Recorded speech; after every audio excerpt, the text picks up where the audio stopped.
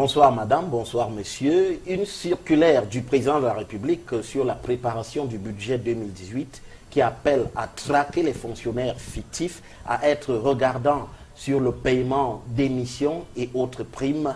Et voilà que le débat sur la réduction du train de vie de l'État au Cameroun est à nouveau relancé. Au moment où le Cameroun vient de recourir justement une fois de plus au FMI, est-il possible que les dépenses publiques soient enfin réduites? Le chantier qui dure, ce chantier qui dure depuis des lustres, est-il réalisable? L'État est-il prêt à serrer la ceinture au Cameroun?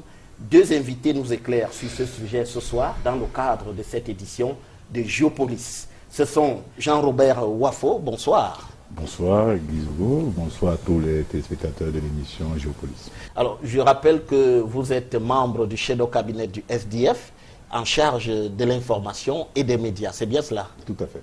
Alors, merci d'avoir accepté notre invitation pour débattre de cette question de la réduction du train de vie de l'État. Je rappelle également que vous vous intéressez aux questions économiques. On a lu ce que vous avez écrit ces jours-ci sur ce sujet, justement. Tout à fait. Voilà.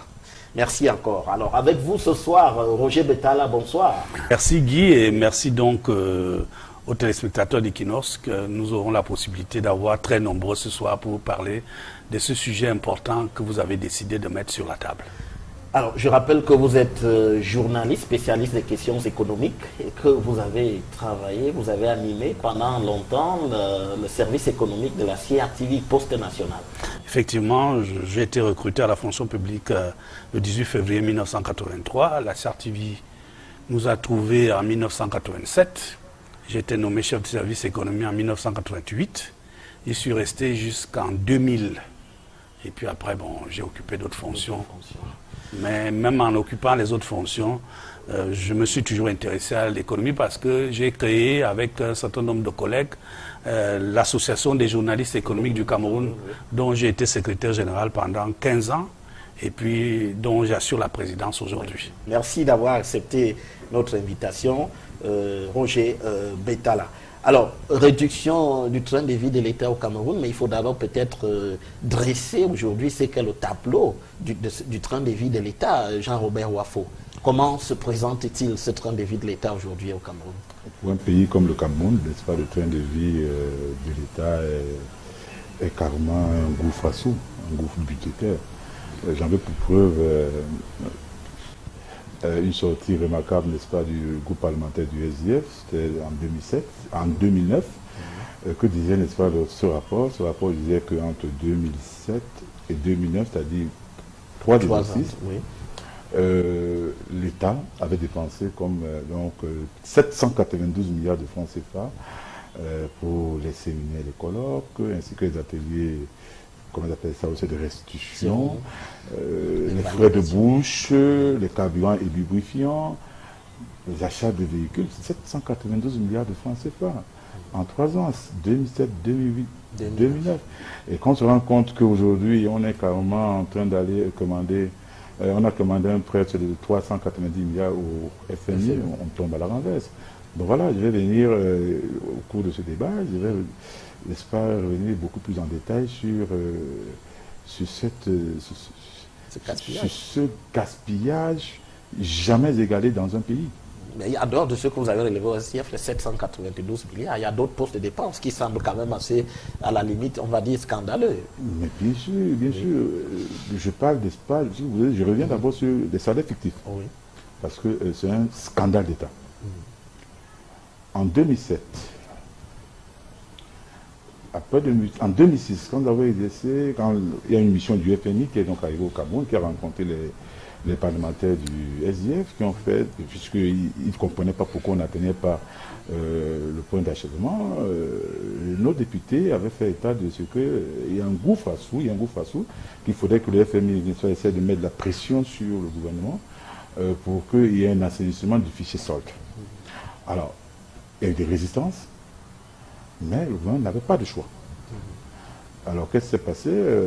L'État a commencé à effectuer cet assainissement du fichier solde, et je me rappelle qu'au cours d'une conférence de presse organisée par le ministre des Finances de l'époque, à la question d'un journaliste qui cherchait à savoir où on en était avec l'assainissement du fichier solde, le ministre avait révélé que il y avait près de 38 000 faux fonctionnaires qu'on avait à débusquer et qu'en maths, ça a été passé de 36 milliards à 20 000 milliards de francs CFA. Bon, soit un gap de 8 milliards. Bon, ben, les députés ont posé la question à l'Assemblée nationale lors d'une question orale. Le député Mbadam, le député Jean-Michel Nietzsche, ils ont posé la question au ministre des Finances, et le dernier en date, c'était le ministre Essine Minier. On lui a demandé, ils lui ont demandé, ce gap de 8 milliards de francs CFA allait où avant? Parce que quand on fait un calcul simple, 8 milliards par mois, ça fait combien? Ça fait 96 milliards de francs CFA par an. Ce qui fait que de la période où le Cameroun est tombé en crise en 87 jusqu'en 2007, ça fait 20 ans, ça fait 1920 milliards de francs CFA qui ont été détournés au seul titre des salaires fictifs. Et je rappelle que le ministre des Finances, à l'époque, je parle de M. Essine Minier, avait reconnu à l'hémicycle qu'effectivement il y avait ce problème et qu'il ne fallait pas que les députés du SDF fassent large cours parce qu'ils étaient capables de faire tomber 20 fois la République. Donc c'est pour vous dire que déjà ces salaires fictifs, c'est un gouffre incroyable. Et je peux même dire, on aurait pu sortir rapidement, n'est-ce pas, du premier programme d'ajustement structurel si on avait tout simplement actionné le levier des salaires, donc de l'assainissement du fichier sol. Ça n'a pas été le cas, ça a été démontré à l'Assemblée nationale par le groupe parlementaire du SDF, et le ministre s'est incliné, il n'avait plus rien à dire. Bon, voilà. Absolument, on reviendra dans les détails sur ces postes de dépenses. Alors, Roger Betala, le train de vie de l'État aujourd'hui au Cameroun, vous le trouvez comment? Dispendieux, raisonnable, ou alors il y a forcément des coupes à faire? Le train de vie de l'État est très difficile à apprécier. J'admire la dextérité du ministre du SDF qui, lui, estime que c'est très facile de savoir si l'État dépense trop d'argent ou pas, si l'argent est gaspillé ou pas. Parce que le train de vie, c'est en fonction des besoins et des objectifs à atteindre. L'État a des missions, l'État a un service qu'il doit rendre et qui doit d'une certaine qualité, qui a un coût. Alors, la question que les uns et les autres doivent d'abord se poser, est-ce que le financement de ce coût-là est assez important pour que l'État puisse rendre des services de qualité? C'est difficile de donner une réponse claire à ce problème. Donc, moi, je dis, prendre le train de vie de l'État comme quelque chose sur lequel on peut trouver une réponse tout de suite là, toute faite. Il faut vraiment être un alchimiste. Parce que c'est un problème excessivement complexe. Pourquoi je le dis? Je dis, il y a un budget de l'État. Et le budget de l'État a deux parties. L'investissement et puis le fonctionnement. Donc, il y a un côté l'investissement et à l'autre côté le fonctionnement. Le gaspillage, surtout, est vu du côté du fonctionnement. Alors, lorsque vous allez dans les ministères, vous avez eu le sentiment au Cameroun que la technologie est de haute qualité, que les bureaux sont très bien meublés, que c'est beau à voir. Non. C'est pour cela que je dis, je ne défends pas l'État, mais je dis, il faut être sobre lorsqu'il s'agit de dire si l'État gaspille ou non. Alors finalement, est-ce qu'il y a eu des gaspillages ou pas? Il y a bien évidemment eu des mauvais postes de dépenses. Ah oui. C'est-à-dire que ce qu'on appelle, c'est-à-dire que par exemple, au niveau du fonctionnement, au niveau du volet solde de la fonction publique, il y a sûrement eu là-dedans des brebis galeuses, des gens qui ont disparu, ainsi de suite. Et je dis, tous les États du monde, la plupart des États du monde luttent contre ce phénomène. Parce que c'est un phénomène qui est annuel. Pourquoi je dis annuel? C'est que chaque année, il y a des gens qui meurent. Il y a des gens qui sont mis à la retraite. Il y a des gens qui partent du Cameroun pour d'autres destinations et qui continuent de toucher l'argent. Donc, ça veut dire qu'il est difficile de croire qu'un État peut maîtriser de façon optimale ses ressources en ce qui concerne le fichier solde. Le plus important, c'est de limiter au strict minimum le gaspillage dans ce domaine-là. Et moi, je dis, lorsqu'on essaie de voir ceux qui ont suivi l'évolution de l'économie nationale depuis les années 80 et vont vous dire qu'il y a eu un effort perceptible en ce qui concerne la gestion budgétaire. Lorsque nous entrons au Fonds monétaire international en 1988, personne ne peut vous dire avec exactitude quel est le montant du budget. Personne ne peut vous dire avec... Et pourtant, on avait un budget chaque année. On avait un budget. C'était quoi, un budget fictif? C'était un budget, c'est-à-dire, ça voulait dire les instruments étaient tellement archaïques. L'État avait une gestion tellement artisanale que les gens ne le savaient pas. Mais aujourd'hui, vous pouvez savoir à tout moment où se trouve le problème. Ça ne veut pas dire que le problème est résolu, mais au moins, vous pouvez savoir à tout moment où se trouve le problème. Par exemple, l'honorable dit qu'il y a un problème au niveau des effectifs. Mais je vous dis, il y a une vingtaine d'années, c'était difficile de dire que ce problème vient des effectifs ou bien des mauvais postes budgétaires mis en place par certains responsables des départements ministériels. Donc il y a un effort qui a été fait. Cet effort est-il suffisant? Ça, c'est une autre question. Mais il y a quand même une modernisation de la gestion des finances publiques depuis plusieurs années et qui montre aujourd'hui, qui fait aujourd'hui que tous ceux qui observent l'économie nationale peuvent vous dire avec plus ou moins d'exactitude où se trouve le loup. Alors, mais il y a quand même un chiffre que Jean-Robert Wafo avance. 1920 milliards détournés en 20 ans dans le cadre des fonctionnaires, par les fonctionnaires fictifs. Est-ce que vous trouvez ce prix raisonnable, ce montant raisonnable? Je trouve que ce montant a un problème parce que à la fonction publique, quand on paye le salaire en fonction des gens qui ont des matricules. C'est en fonction de ça qu'on paie le salaire. C'est-à-dire que les salaires évoluent à la fonction publique camerounaise chaque mois. Donc il est difficile de faire des spéculations sur 10 ans. C'est ce qui peut à vous suivre très bien. Cela veut dire que cela fait fluctuer la masse salariale. C'est-à-dire que la masse salariale au Cameroun n'est pas statique à cause justement de cette difficulté à maîtriser le fichier. Je suis d'accord avec le ministre qu'il y a des difficultés à maîtriser la masse. Mais il est aussi très difficile de donner un montant exact de l'argent qui a été détourné. Surtout parce que le budget du Cameroun, c'est un budget qu'on n'évalue qu'à la fin du processus. Et non pendant le processus. Et non pendant. C'est-à-dire, lorsqu'on vous dit le budget de l'État, c'est 4 000 milliards. Personne ne sait exactement quel est le montant jusqu'à la fin. Ce n'est qu'à la fin qu'on évalue le processus. Et puis, parfois, l'argent et l'unicité de la caisse fait que l'argent qui était prévu pour les salaires ne va pas toujours à ces salaires-là. Parfois, il va à autre chose.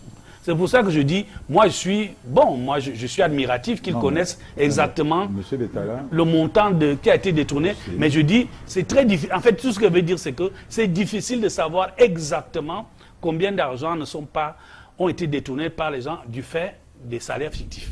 C'est tout ce que je dis. Non, mais ce chiffre n'a pas été démenti par les différents ministres en charge. Je ne vous ai pas démenti. Je vous en prie. Oui. Ce chiffre, on n'a jamais démenti cela.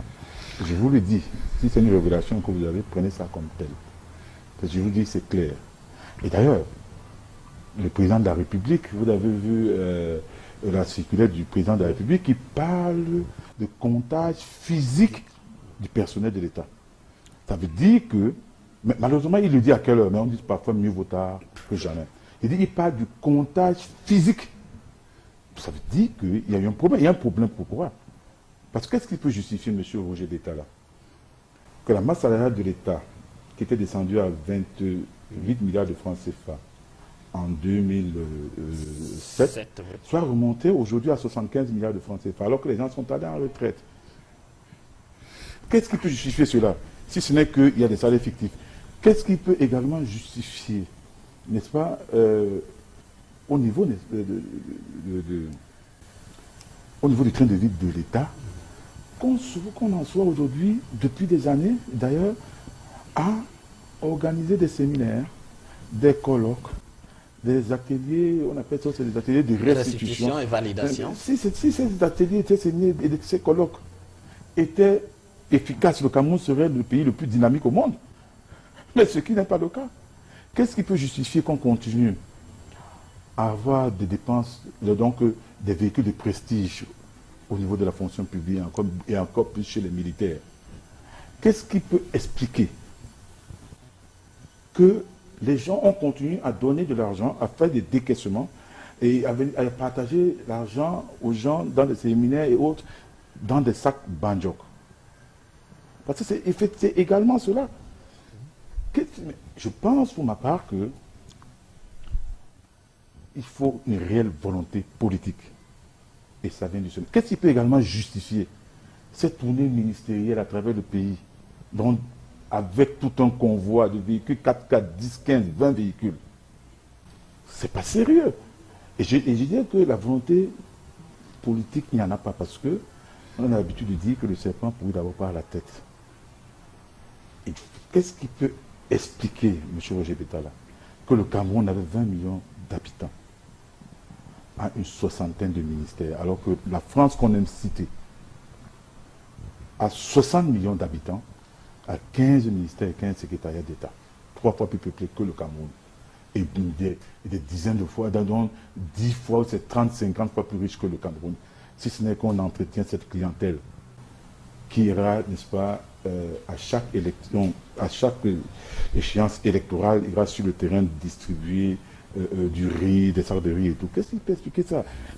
Écoutez, il faut qu'on apprenne sérieux. Qu'est-ce qui peut également justifier que le Conseil économique et social, qui devait avoir presque une centaine de membres, en soit aujourd'hui à 144 membres, aujourd'hui il n'y a plus que 6 membres, qui chaque année, c'est inscrit dans le budget de l'État, consomment plus d'1 milliard de francs CFA. C'est des choses visibles, M. Betala. C'est des choses visibles. Et je vais même plus loin. Il faut également assainir le ministère des Finances qui est devenu un lieu de prédation. Et faire en sorte que le fonctionnaire ne soit plus au centre, c'est-à-dire au centre de décision, c'est-à-dire, je veux dire quoi, au centre de développement du pays. Parce que c'est eux, ce sont ces fonctionnaires, effectivement. Il faut le dire clairement. Je n'ai pas dit que tous sont comme ça. Je n'ai pas une vision manichéenne, n'est-ce pas? Alors vous dites qu'il faut dévaluer le rôle du fonctionnaire, c'est ce que vous dites? Il ne faut pas... Le fonctionnaire, je vous dis, c'est un blocage. Et pour résoudre ça également, il faut accélérer le processus de décentralisation. Parce que pour moi, aujourd'hui, j'ai l'habitude de dire que la décentralisation est monnaie au Cameroun. Parce que tout continue à être géré ici à Yaoundé. Donc vous voyez très bien qu'il y a des pauses de dépenses qui devraient être supprimées. Et quand on atteint le trou, puisque nous sommes dans un trou, on a fait un saut dans la nuit, il faut prendre des mesures qui s'imposent. Alors, parce que, voyez-vous, il n'y a pas que les salaires fictifs. Oui. Il y a quand même d'autres choses aussi. Il y a d'autres choses. Oui. Je vais, notamment, vous prenez le dernier rapport. On pourra y aller tout à l'heure parce que... Oui, le temps qu'il répond. Oui, parce qu'il faut que je... Oui, il faut que je vous réponde. Oui, sur la question. Bon, d'abord, je vais vous dire, nous ne sommes pas dans un trou. Nous ne sommes pas tombés dans un trou. Nous avons des... Quand on fait un saut dans la nuit, on non, à quoi? On n'est pas tombé dans un trou. Pour une raison tout à fait simple. Le taux de croissance quand même du produit intérieur brut du Cameroun, c'est autour de 4%. Il ne faut pas l'oublier, malgré le fait que nous soyons allés au FMI, c'est 4%. En 2016, c'est 4%. Est-ce que vous avez intégré j'ai commencé à répondre à vos questions. Le taux d'accroissement démographique? Est-ce que vous avez tenu compte de l'inflation? Ça, c'est un taux de croissance artificiel. Je ne suis pas encore arrivé... La province ne se répercute pas sur le palier de la ménagère. C'est ça le Cameroun. Il y a trop de théories. Il y a trop de théories. Mais dans la pratique, on ne voit rien. Je pose la question. Parce que vous calculez le taux de croissance. Si vous me laissez parler, vous allez vous comprendre que ce n'est pas de la théorie. On reviendra à vous dans vous allez vous rendre compte que ce n'est pas de la théorie. Vous disiez 4% de Nous avons en 2016 un taux de croissance de 4,2. Ça veut dire que nous ne sommes pas dans le trou. Nous sommes dans une situation délicate. La situation de 2017 n'est pas celle de 1993, 92, 93. Le taux de croissance était de moins 12%. Moins 12 en 92, 93. Ça avait été dit? Mais je l'ai dit, moi, en tant que chroniqueur à la CRTV radio.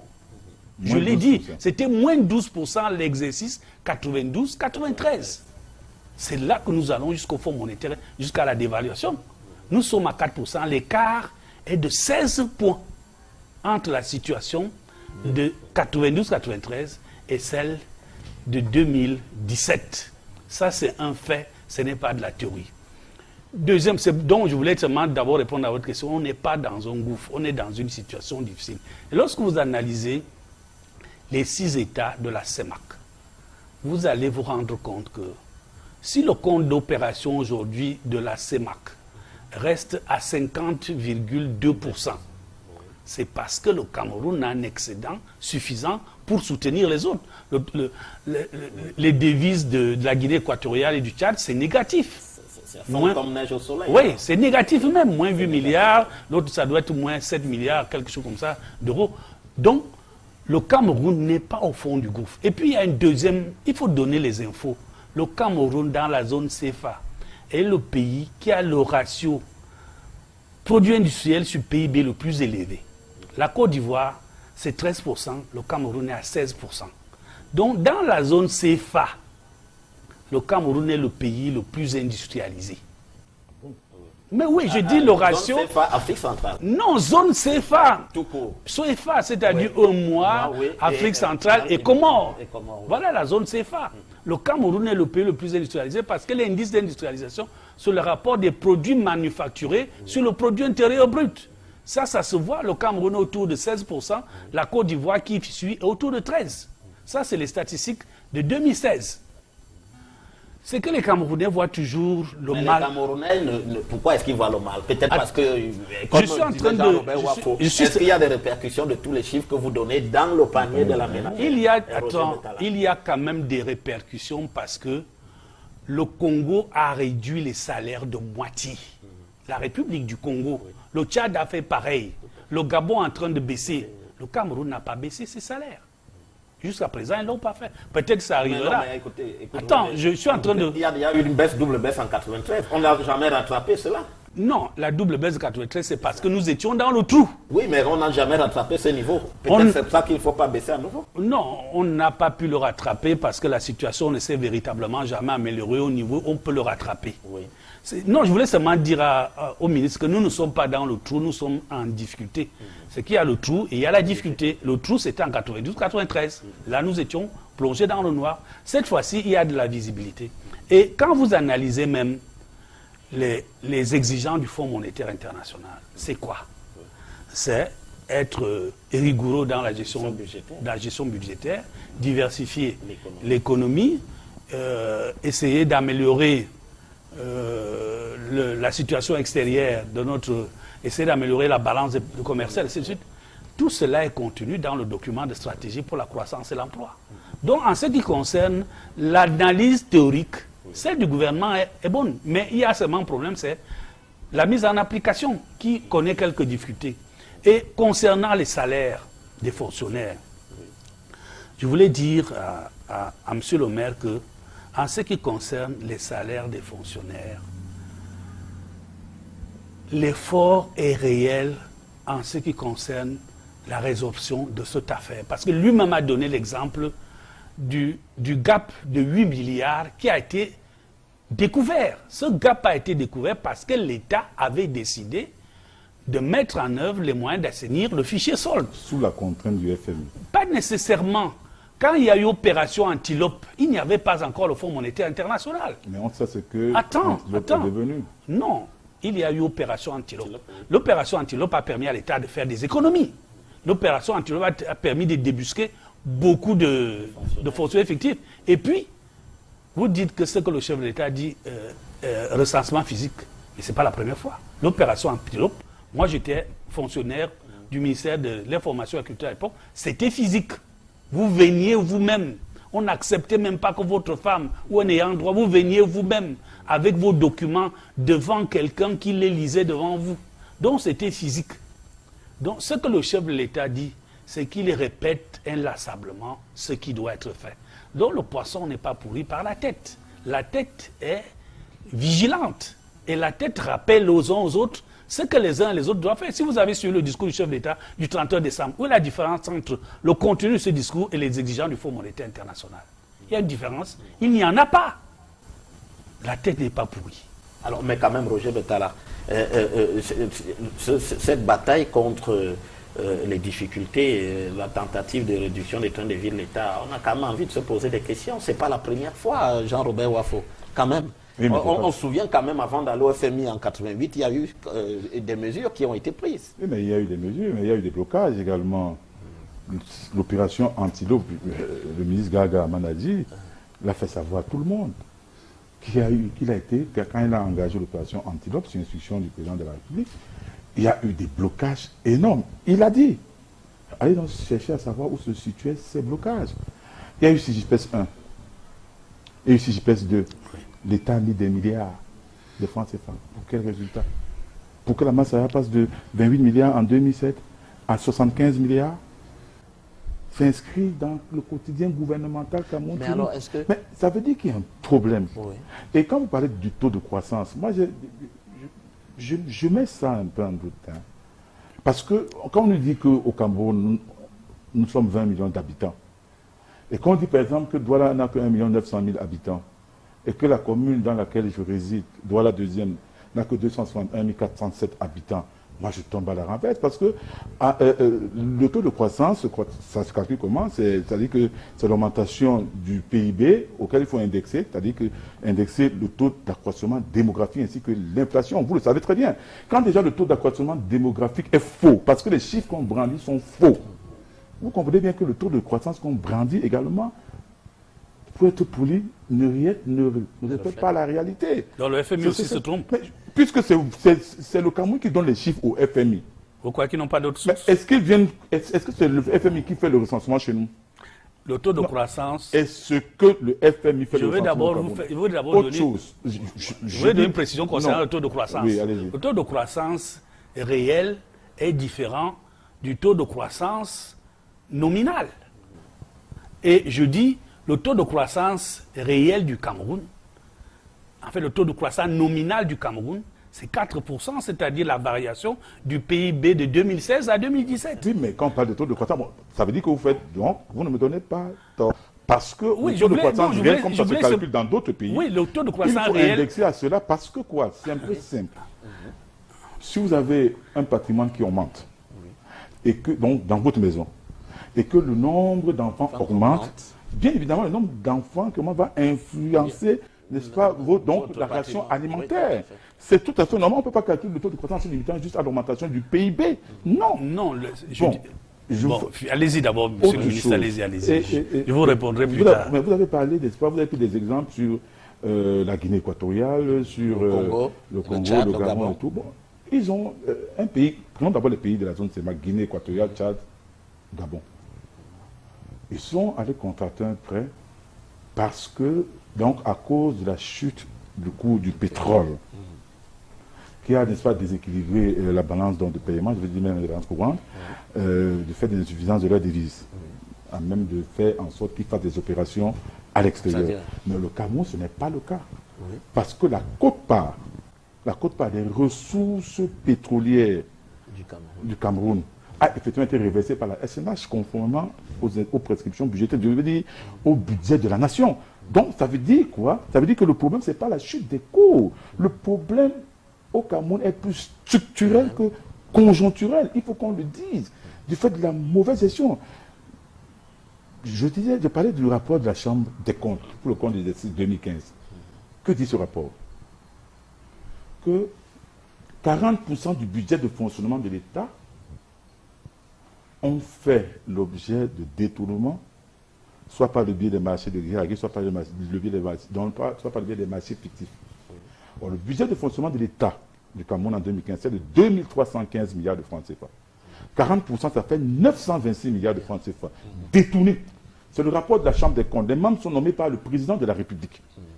Je dis, c'est dans le rapport de la Chambre des comptes. Tous les députés, membres de la Commission des finances ont ce rapport. Et j'ai envie de vous, l'honorable Gaston Comba était passé, je crois que c'était sur ce plateau. Il a révélé cela. Lui, les membres de la Commission des finances et du budget. Voilà. Vous voyez, si au seul titre d'un exercice, on détourne 926 milliards de francs CFA. Ça, c'est quand même le budget de fonctionnement. Imaginez un peu aussi le budget d'investissement.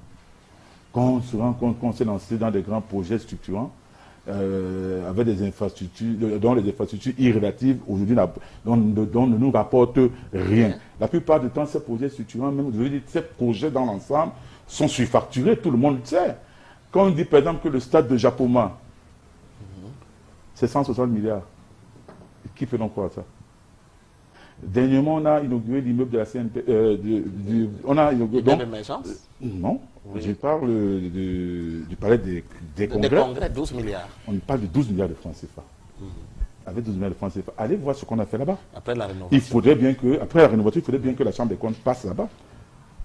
Que les structures en charge du contrôle de tout ça, le contrôle de discipline budgétaire, la CONA, il doit passer là-bas. Voilà. C'est-à-dire, je dis, dans ce pays, on a détourné pratiquement l'équivalent du produit intérieur brut. Je vais vous relever également autre chose, M. Betala, lequel est journaliste économique. Et vous savez certainement mieux que plusieurs personnes. Où est passée la caisse de dépôt et de consignation? Je vous rappelle que la caisse de dépôt et de consignation a fait l'objet d'une loi, la loi du 14 avril 2008, a été promulguée par le chef d'État, et le décret d'application qui a suivi, c'est en avril 2011. Où est passée cette structure? Vous savez pourquoi j'insiste sur cette structure? Je vais dire à quoi c'est cette structure. Oui. Dans des pays qui disposent de cet organisme stratégique, cet organisme investi accompagne le gouvernement, c'est-à-dire que sur la base des priorités définies effectivement par le gouvernement, accompagne donc le gouvernement dans ses projets de développement économique, c'est-à-dire que cette structure intervient dans l'habitat, dans les infrastructures, dans l'innovation, la recherche et l'innovation. Il faut quand même préciser, Jean-Robert, qu'on y dépose des fonds qui proviennent. Tout à fait. Ces fonds proviennent de quoi? Il y a d'abord les fonds des clients détenus par les auxiliaires de justice, je veux dire les consignations qu'on dépose là. Quand vous avez dans un procès au tribunal, on vous demande et la consignation. Il n'y a pas de caisse pour ça. Donc cet argent là-bas, dans tous les tribunaux et du pays. Il y a les fonds de contrepartie. Il y a les fonds d'indemnisation pour cause d'utilité publique. Par exemple, à Banjul, là. C'est-à-dire que quand on a fait l'échangeur de Banjul, l'argent avait été prévu dans ce cadre pour indemniser les gens. Où est parti cet argent? Un peu partout, on voit sur l'axe Yaoundé, Douala, Yaoundé, dans les populations le réclament. Pourtant, il y a fonds de compte. Mais ça provient également de quoi? Des dépôts des notaires. Il y a également des consignations pour coupe de bois.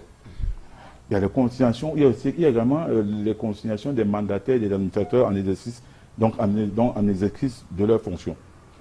Il y a les dépôts des notaires, comme j'ai dit.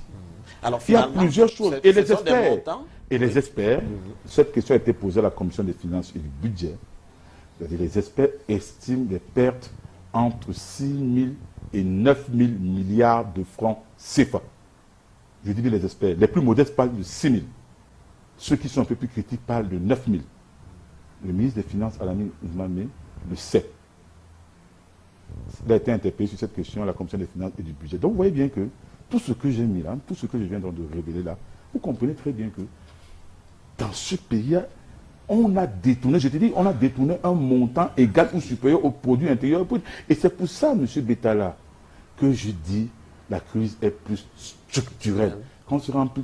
Aujourd'hui, quand je parlais du trou, quand je disais qu'on est dans un trou... C'est pas seulement de dire qu'on va traquer les fonctionnaires fictifs.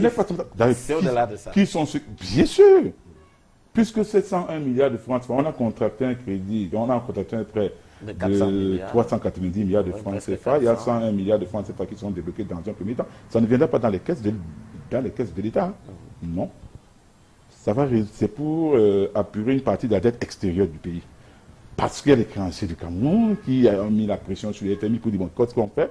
Et la France, comme vous avez dit, c'est-à-dire que, on trouve donc la France était donc obligée de passer par le FMI pour venir mettre la pression sur nous. D'où la réunion d'Exemple, je crois. Oui, 23 décembre. Du 23 décembre qu'on a tenu ici, à Yaoundé. Donc, le comptage physique, qui sont ceux qui vont le faire? C'est pas M. Roger Betala ou bien ses ex-collègues. On saura qui choisit. On saura qui choisit. Et quand ils vont descendre, celui qui va descendre, il va recevoir un coup de fil. Si par exemple, s'il descend et que c'est le fils d'un ministre ou bien de quelqu'un qui est haut placé, il va recevoir un coup de fil pour dire, bon, laisse un peu ça tomber et tout. Et la machine va repartir. La preuve, on est passé de 28 milliards, on est passé de 36 milliards en 87 à 28 milliards en 2007 et aujourd'hui on se situe à 75 milliards de francs CFA. Roger Betala, effectivement, beaucoup de problèmes. Vous avez des réponses puisqu'il énumère un certain nombre, Robert Wafo énumère un certain nombre de problèmes. Bon, pour la Caisse de dépôt et de consignation, le processus est engagé. Moi, j'ai confiance que le moment venu, on nommera les responsables et puis la Caisse va se mettre en place. C'est ce qu'on nous dit depuis 2011. Hein. Moi, j'ai espoir que le processus est engagé. Donc, moi, j'ai espoir que le moment venu, on nommera les responsables et que la Caisse de dépôt et de consignation, qui est très importante, comme vous le dites, pour l'économie nationale, pour la visibilité, va se mettre en place. Ça, c'est dingue. Et puis, moi, je dis, bon, je comprends le ministre. L'État n'est pas... Il y a des problèmes au niveau de la gestion des finances publiques, au niveau de la gestion de l'État, comme dans tous les États du monde. Si vous suivez, vous qui avez donné l'exemple de la France a aujourd'hui, si je prends quelques exemples, Sarkozy à un moment donné a décidé qu'il allait réduire les effectifs. Fillon a donné même un chiffre. Macron également a dit qu'il allait donner un chiffre pour la réduction des effectifs. Donc, le problème de la réduction, de l'assainissement de la fonction publique n'est pas simplement un problème camerounais. C'est un problème mondial. On adapte ces effectifs en fonction des besoins des États et des moyens dont disposent ces États-là pour pour rendre des services publics de qualité. Finalement, Roger Betala, est-ce qu'on ne met pas les fonctionnaires au Cameroun sur un piédestal? Est-ce qu'on n'en fait pas trop pour les fonctionnaires? Il y en a combien juste? On dit 120 000 fonctionnaires au Cameroun. Oui, ça, c'est le chiffre à peu près. Oui, mais je dis... C'est pas beaucoup pour un pays comme le Cameroun, 120 000? Je ne suis pas sûr que c'est vraiment beaucoup. Oui. Parce que le nombre doit être défini en fonction des services que la fonction publique doit rendre. C'est pour ça qu'on a mis aujourd'hui à la fonction publique la notion de poste de travail. La fonction publique a quand même décidé de recruter aujourd'hui en fonction des besoins en matière de services à rendre. Et depuis déjà 2 ou 3 ans, c'est ça qui prévaut dans le recrutement aujourd'hui dans la fonction publique. Et je dis, quand vous parlez des milliards, les gens peuvent croire que c'est des chiffres exorbitants. Mais vraiment par rapport à un pays qui a des besoins, un pays qui a des problèmes à résoudre, on ne peut pas dire que ces montants-là soient des montants qui ne soient pas au niveau du Cameroun. Non, si le Cameroun pouvait produire au niveau de sa capacité en termes de biens et services. Là, c'est bien dit. Je dis, le nombre de fonctionnaires serait même faible. Et puis, je vais vous dire une chose. Les fonctionnaires camerounais sont excessivement mal payés. Donc, on ne peut pas dire que ce soit là le goulot d'étranglement qui empêche l'économie nationale de se développer parce que les fonctionnaires absorbent de l'argent. Non, monsieur Betala. Je continue, je n'ai pas fini de raisonner. Si vous suivez la suite de la phrase, vous allez vous rendre compte que je vous rejoins. Mais ce n'est pas pour autant qu'il faut faire du gaspillage. Donc, je veux dire de façon absolue, ce que les fonctionnaires absorbent, vraiment, ça ne peut pas hérisser les cheveux de la tête de quelqu'un en fonction des salaires que ces gens. Est-ce que vous imaginez un fonctionnaire qui a 30 ans de service, qui est en catégorie A2, qui est hors échelle, vous savez combien il gagne à la fin de sa carrière? Moins de 300 000 francs par mois. Ce qui n'est pas normal, je suis d'accord avec vous. C'est pour ça que je vais donc dire par là que focaliser le problème pour dire que c'est eux qui sont le gouffre à sous. Mais c'est ce que le chef de l'État fait, Roger Betala. Attends, le chef de l'État ne dit pas que c'est un gouffre à sous. Oui. Le chef de l'État dit que les sous sont mal utilisés à ce niveau, c'est qu'il y a des gens qui ont un double salaire. Comme a dit, je suis d'accord avec le ministre, il a dit qu'il y a des gens qui touchent à la place des autres matricules, c'est-à-dire quelqu'un touche 2, 3, 4 matricules. C'est ça que condamne le chef de l'État. Il y en a qui ont même 80 matricules. Oui, bon, je ne veux pas aller jusque-là. Moi, je dis 80 matricules. Donc, ce que le chef de l'État... Oui. C'est des milliardaires. Ce que le chef de l'État des châteaux là, condamne, partout, là. Mais pourquoi que ça c'est le fait que le nombre de gens n'est pas compatible avec le niveau de la rémunération. C'est ça que le chef d'État condamne. C'est-à-dire que 100 personnes doivent gagner 10 000, mais 100 personnes gagnent 30, 40, 50 000. Parce que les gens utilisent, moi je ne veux pas dire 80 matricules, mais les gens ont plus d'un matricule. Donc le chef de l'État demande que chacun touche exactement ce à quoi il a droit. Non, mais... Et que s'il y a un surplus, que ce plus-là serve à autre chose. Il peut même servir à d'autres recrutements. Parce que je vous dis, moi c'est mon observation. La fonction publique camerounaise a des déficits de personnel dans certains secteurs. Des déficits. Vous arrivez dans certains services, vous vous rendez compte que la qualification est limitée. Il y a des endroits, il y a même certains services qui ont disparu à la fonction publique, comme le service de chauffeur. Le poste de chauffeur a presque disparu dans la fonction publique camerounaise. Et les chauffeurs, comme voilà, ils sont comment? Mais ils sont recrutés. Est-ce que vous savez que parfois certains agents sont transformés en chauffeurs? Est-ce que vous savez qu'il y a des cadres qui sont transformés en secrétaires? C'est-à-dire, je suis nommé directeur. Dans ma direction, il n'y a aucun agent, c'est le genre d'armée mexicaine, où il n'y a que les généraux. Donc, il n'y a que les cadres qui sont en A2 comme vous. Et il n'y a pas de secrétaire, il n'y a pas de chauffeur. Vous demandez parmi ceux qui viennent d'arriver qui a le permis. Et vous lui remettez la voiture. La dame qui vient d'arriver, qui a... Parce qu'il y en a, comme les Camerounais font beaucoup d'études maintenant, avant d'être à l'ENAM, a eu un BTS en secrétariat. Vous mettez un administrateur civil au secrétariat. Ça se passe énormément dans beaucoup de services à la fonction publique parce que la qualité du personnel n'est pas toujours là par rapport aux besoins. Donc, on ne peut pas poser le problème de la fonction publique simplement en termes de gaspillage de l'argent. C'est vrai, mais il faut aussi le poser en fonction de la qualité par rapport aux besoins du service de qualité. Et ça, c'est également très important.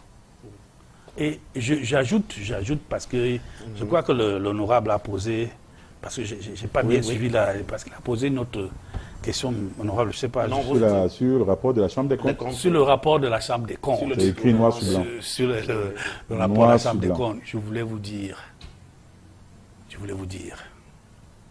quelque chose, peut-être que les gens de la Chambre des comptes feignent parfois d'ignorer, que les députés parfois feignent d'ignorer, c'est la réalisation du budget.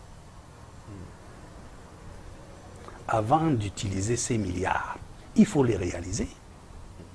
Vous êtes sûr que tous ces milliards sont réalisés?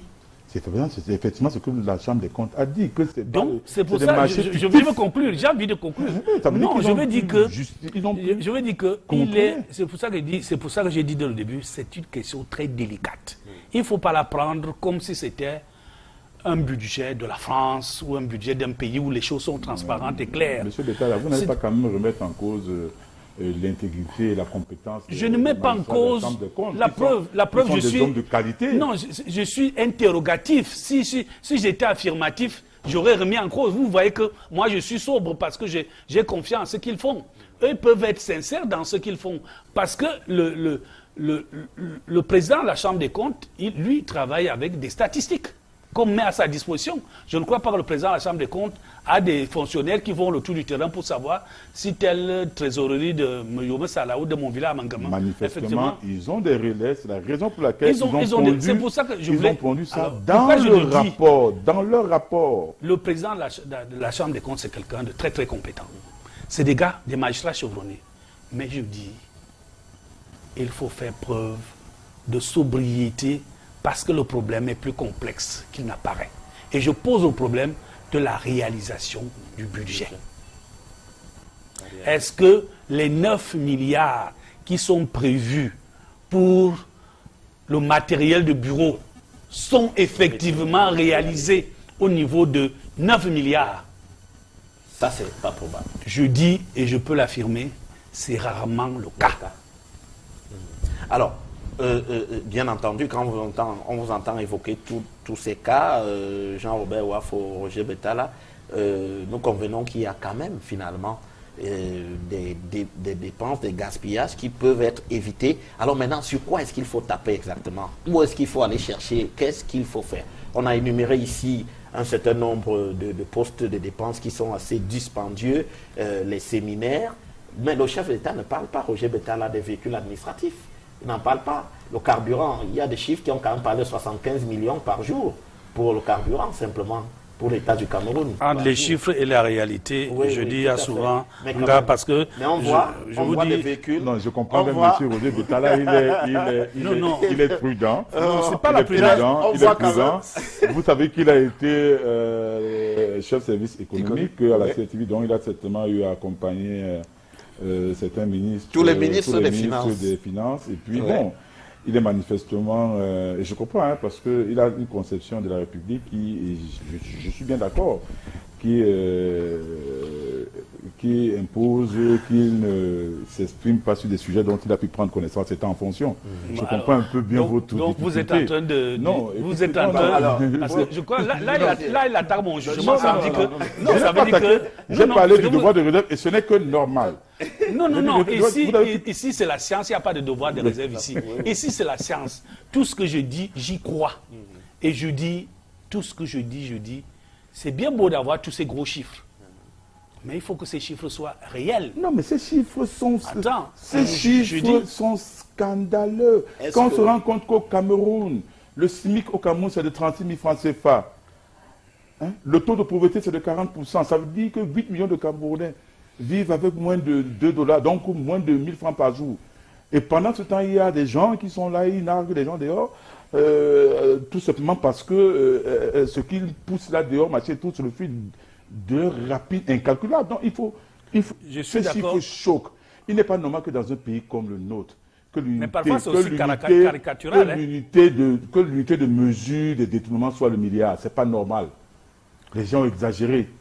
C'est ça que c'est scandaleux. Je suis d'accord. Normalement, la justice même devrait déjà donc ouvrir une enquête sur cette affaire dès que le président de la République a rendu public sa circulaire.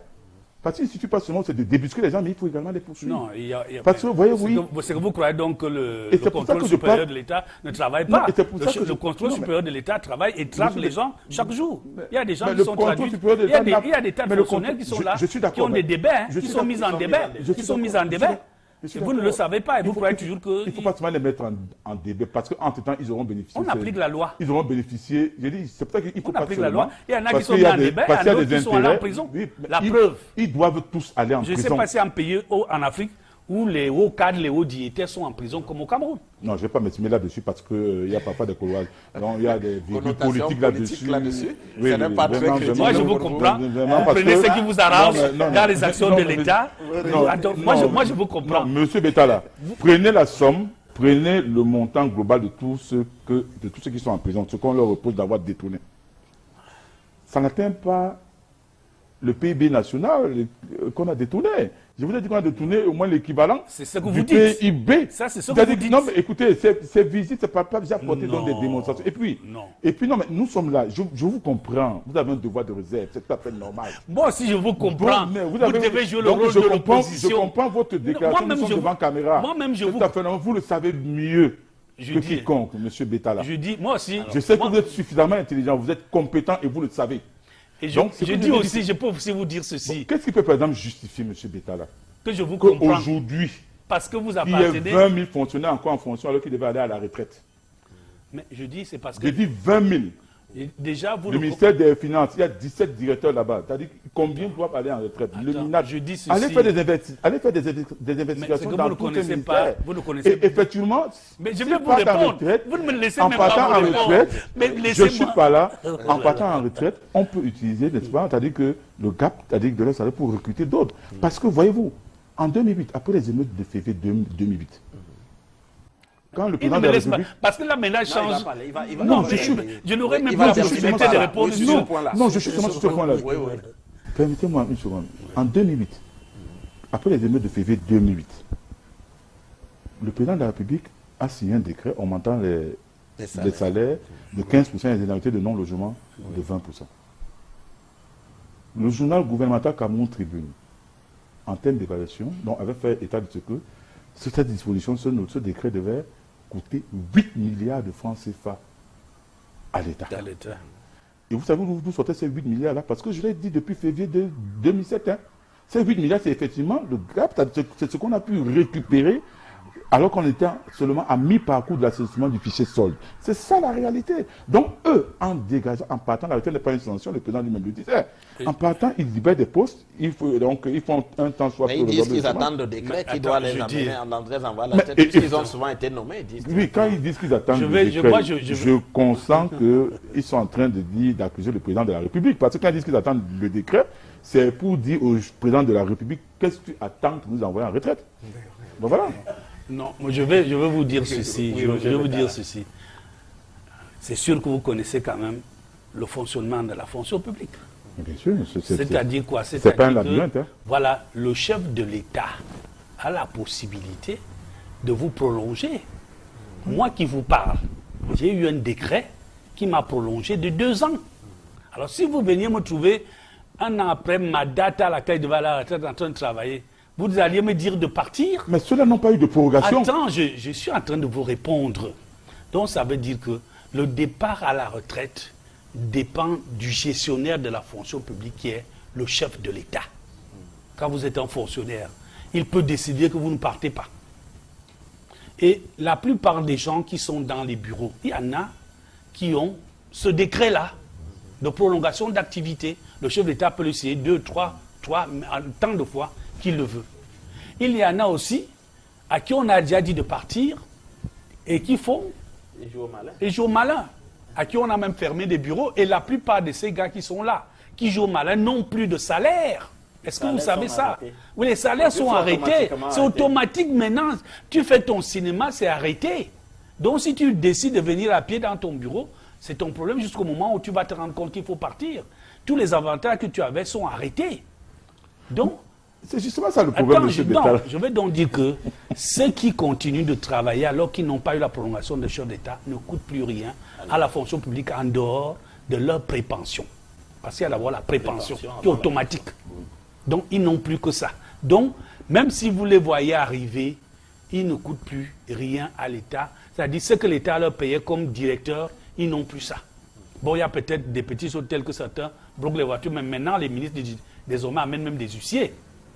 Moi, j'ai vu des ministres se faire sortir des collaborateurs des bureaux, les fermer. Donc, il y a des mesures qui sont prises. Il y a des canards boiteux partout. Mais l'État fait les efforts pour mettre ceux qui sont à la retraite véritablement à la retraite. Non, mais... Et puis, attends, je voulais aussi te dire une chose. Et puis, vous posez le problème des retraites. Ce serait bien que vous organisiez une émission sur les retraites. Parce que au Cameroun, la retraite, c'est par répartition. Est-ce que ces honorables députés se sont-ils déjà posé la situation du compte de la retraite au Cameroun? Ils se sont déjà posé cette question. Parce qu'ils raisonnent toujours en termes de non, quand tu es à la retraite, il faut partir. Ils oublient la question de la répartition parce que le système de retraite du Cameroun, c'est par répartition. Ça veut dire quoi? Ça veut dire que ceux qui travaillent cotisent pour ceux qui sont à la retraite. Et lorsque vous voyez le déséquilibre, vous allez vous rendre compte, ce compte, je suis sûr qu'il est déséquilibré. Il est déséquilibré parce que les départs à la retraite sont mal gérés. Ça, c'est vraiment mon point de vue. Ne tiennent pas compte de l'équilibre qu'il y a à faire. Et puis, je dis, dans cette lutte d'assainir les finances publiques, il faut ajouter le problème de la gestion des retraites. Parce que les retraites greffent le budget de l'État à cause du déséquilibre qu'il y a dans ce compte. Donc, cette affaire, vous êtes toujours à dire, il faut que les gens partent, il faut que les gens partent. Le problème, il faut que les gens partent, c'est une réaction épidermique. Mais la réaction de quelqu'un qui veut le bien de son pays doit poser une question de fond. Alors, il faut peut-être augmenter l'âge de départ à la retraite. C'est pas nécessaire, c'est-à-dire qu'il faut étudier les conditions de départ à la retraite pour que le compte retraite soit équilibré. Qui doit le faire? Tu fais déjà des propositions si tu les fais. Tu as fait des tas de propositions. Ben non, continuons. Alors, mais il y a quand même... Alors, finalement, Jean-Robert Wafo, on a parlé du parc, par exemple, automobile de l'État. On a parlé, vous insistez beaucoup sur ces salaires des fonctionnaires fictifs. Également, le carburant. Mais alors, est-ce qu'on a véritablement engagé les réformes qu'il faut à présent? Est-ce qu'on a commencé? Est-ce qu'on ne les a jamais faites? Non, mais quand j'ai dit tout à l'heure qu'on était dans un trou, le monsieur d'État là a dit non, nous sommes en difficulté. Et c'est un trou sans fond, tel que ça va là, fatalement. Donc le Cameroun va finir? Non, je ne sais pas ce que j'ai dit. quelqu'un vient là relever ce pays. Ce qu'il veut dire, c'est quoi? C'est que M. Betala vient de parler dans des retraités. Mais lui, il faut aller à la retraite. Vous-même, vous avez été chef de service économique à la CRTV, c'est-à-dire que parce que celui qui était avant vous est parti. Non, il n'y avait personne avant moi. Bon, du moins, celui qui est là actuellement est là parce que vous êtes allé en retraite. Oui. Bon, voilà. Donc, si les gens ne partent pas en retraite, qui sont animés, que vont faire les jeunes qui sortent des écoles? Il y en a qui estiment que ce raisonnement n'est pas bon. Non, mais écoutez, il y en a qui estiment que ce n'est pas parce qu'on met les gens à la retraite qu'on ne crée plus d'emplois. D'autres estiment que la compétence des uns des autres peut entraîner une création d'emplois plus importante que les recrutements actuels. Non, il faut aller en retraite. Donc, ce n'est pas non, je ne suis pas contre le fait d'aller à la retraite, mais je voulais qu'on raisonne. Il faut se reposer. Si vous ne voulez pas aller en retraite, créez votre structure dans le privé et puis bon, vous continuez. Mais au niveau de l'État, déjà, il faut savoir que la retraite, comme le président l'a dit, ce n'est pas une sanction. Bon, sauf que lui également, bon... à quel âge doit-on aller à la retraite? Sauf que lui également, bon, devrait questionner également... Non, c'est un non politique. Son âge de la retraite. Il a été élu par le peuple, il n'est pas obligé de partir. Il partira le jour où le peuple va le démissionner. Non, mais écoutez, c'est pas pour rien qu'aux États-Unis, c'est inscrit 2 mandats. Bon. Ça, c'est leur constitution. Parce qu'en 8 ans, parce que quand vous voyez le président Obama, quand il est arrivé au pouvoir, il était très jeune, très pimpant. Mais bon, voilà, il est parti. 8 ans après, il avait les cheveux gris, grisonnants et tout. C'est le travail. Le travail, quand vous travaillez énormément, vous devez aller à la retraite, surtout quand vous occupez une haute charge. Bon, je reviens sur l'affaire des fonctionnaires qui refusent d'aller en retraite. Mais écoutez, comment vous pouvez vous lever vous-même le matin? Est-ce que c'est l'objet de notre débat? Non, attendez. Parce que c'est ça. Non. Ces fonctionnaires, oui, mais ils refusent d'aller en retraite et ils ont de gros salaires. Non, ils ne touchent plus de l'argent. Je vous en prie. Non, mais ils ne touchent plus. Même s'ils ne touchent plus d'argent. Ils ne touchent plus rien. C'est automatique aux finances. Oui, ils ne touchent plus rien. Je suis d'accord avec vous. Non, ils ont seulement leur prépension. Dès que la dette arrive, on ne s'occupe même pas de ça. Et c'est la raison pour laquelle je disais qu'il faut assainir le ministère des Finances qui est devenu, et certains ministères qui sont devenus de hauts lieux de prédation. Parce que vous ne pouvez pas vous lever le matin. Vous mettez votre propre carburant. Vous allez au travail. Vous vous asseyez.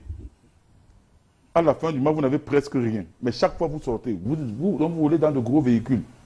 Non, il faut arrêter. Et c'est pour ça que l'article 66 sur la Constitution mérite d'être appliqué.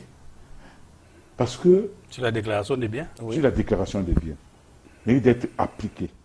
Parce qu'il ne faudrait pas seulement le comptage public. Mais vous oubliez quand même qu'il y a des tas de fonctionnaires. Écoutez, il ne faudrait pas qu'il y ait seulement le comptage physique du personnel de l'État. Mais il faudrait, parce que des gens se sont confondus à l'État, qui est également le comptage physique des immeubles appartenant, donc des gros immeubles qui poussent ici dehors.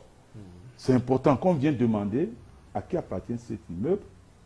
S'il a mis au nom de sa grand-mère, on demande qu'est-ce qu'elle faisait.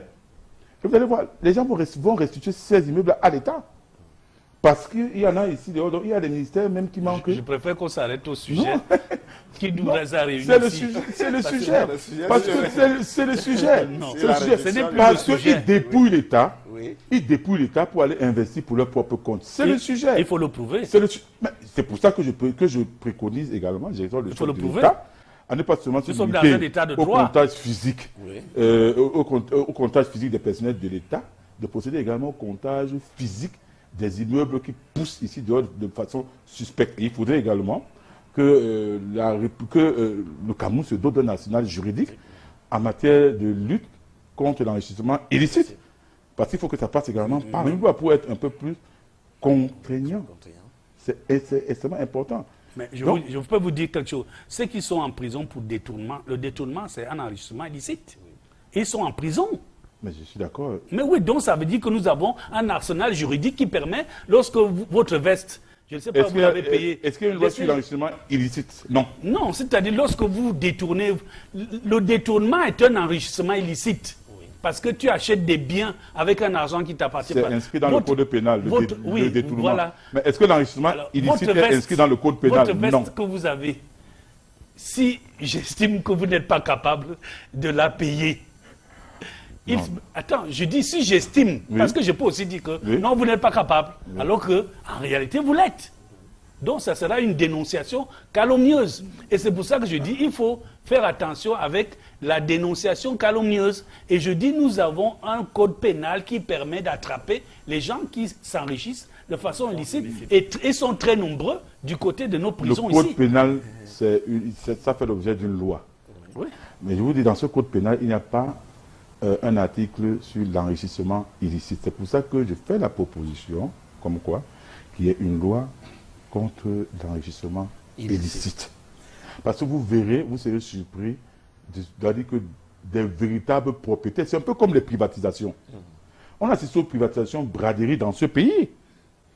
Mais oui, il faut qu'on le dise au Camerounais, il y en a. Les privatisations ont constitué une mamelle financière. Le ministre a l'habitude de soulever des problèmes tellement complexes. Non, mais c'est pas complexe. C'est pas complexe, monsieur Betala. On n'est pas sur un banc d'école. Mais je dis on c'est complexe. parle de la République. Oui. Et c'est dans le sujet. C'est dans le sujet. Parce que... Pourquoi les privatisations sont complexes? Je vais juste lui ouvrir une petite phrase. C'est que les privatisations au Cameroun se sont passées dans un environnement différent des privatisations habituelles. Vous aviez un pays qui était sous ajustement structurel, ayant un accord avec le Fonds monétaire international, qui donnait des délais pour vendre telle ou telle partie de notre patrimoine. Alors. Attends, il était difficile à l'État, dans les délais, de bien vendre. Parce que je vous donne un exemple. Vous avez cette montre, elle est mise en vente, mais moi, on m'a donné l'information que vous devez vendre cette montre à tout prix avant minuit. Qu'est-ce que je fais? Je vais arriver à midi une. Et je vais te dire, tu as dit 10 000, non, moi je te dis que j'ai 2 000. Parce qu'on m'a dit que 2 000 ça te suffit. Et si tu n'as pas les 2 000, tu es mort. Non, mais monsieur Betala. Donc, attends, Monsieur Betala. Je suis en train de vouloir dire que... On a voulu vendre la SNEC à 500 millions. Attends, je veux dire par là avec que... ce que ça comporte comme patrimoine. Ce que je dis le problème est complexe. Le problème des Camerounais, c'est qu'ils ont l'art de tout banaliser, même dans la réflexion scientifique. C'est-à-dire, il cherche toujours des raccourcis. C'est pas le cas ici ce soir. Non, je n'ai pas dit que c'est son cas. Non, le ministre, non, lui, non, c'est pas le cas. Non, vous avez expliqué les raisons. Il comprend bien ce que je dis là. Monsieur Betala.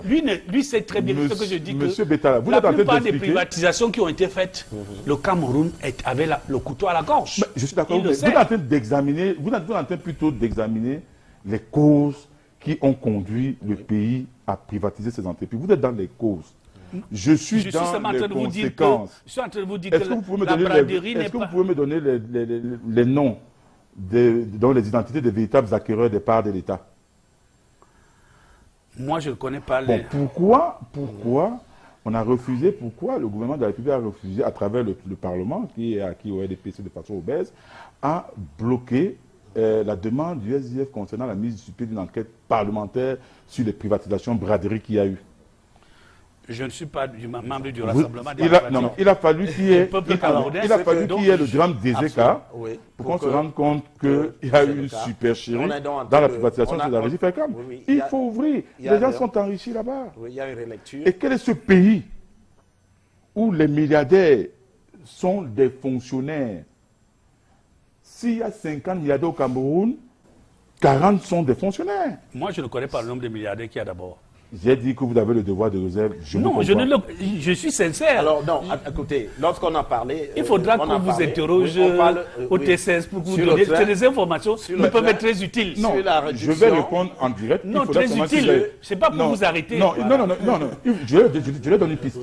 Qu'ils aillent faire le comptage physique des immeubles et qu'ils vérifient à qui ça appartient. Sur la réduction du train de vie de l'État, Roger Betala, Jean-Robert Wafo, alors, il y avait, le président de la République parle de fonctionnaires fictifs, mais il parle également des primes et des missions, paiement des primes et missions. Ça, c'est aussi un véritable gouffre. Mais comment est-ce qu'on peut s'attaquer à ce chantier? Vous avez bien fait de relever cela. Comment les gens vont dans des séminaires de formation, dans des séminaires où on va les former et puis on les paye? Quand vous regardez ces séminaires et puis bon colloque là, il y a 4 pauses café. C'est normal, les gens ne peuvent pas manger chez eux. Et allez voir donc ce qu'on paye. Allez regarder dans la mercury, allez regarder les factures. Quel est ce pays où vous allez vous former dans un séminaire et puis on vous paye plus tôt? Le chef de l'État a dénoncé, n'est-ce pas? Oui, mais c'est lui qui pourrait donner les ordres. Attends, s'il a dénoncé, le chef de l'État me donne des ordres. Il a donné des ordres. Ceux qui sont maintenant, ceux qui vont dans des séminaires, je vous assure, avec ma petite expérience, que les perdièmes se réduisent comme peau de chagrin. Il y a de moins en moins de perdièmes. Il y a de moins en moins de pauses café, de 4 pauses de café. Il y a de moins en moins de pauses déjeuner. Ça veut dire que ce que le président dit, on commence à appliquer. Moi, le problème, c'est que je suis un homme, j'ai confiance aux institutions. Je dis un État, quels que soient les États, il y a des problèmes de gestion. Il y a les problèmes de transparence. La preuve, il y a des scandales de gestion, même dans les États les mieux organisés. Même en Suisse, il y a souvent, qui est l'un des pays les plus démocratiques au monde, il y a souvent des scandales de gestion. Mais je dis, le plus important, c'est de voir là où on va. Est-ce que ce qui doit être fait est su? C'est la première chose.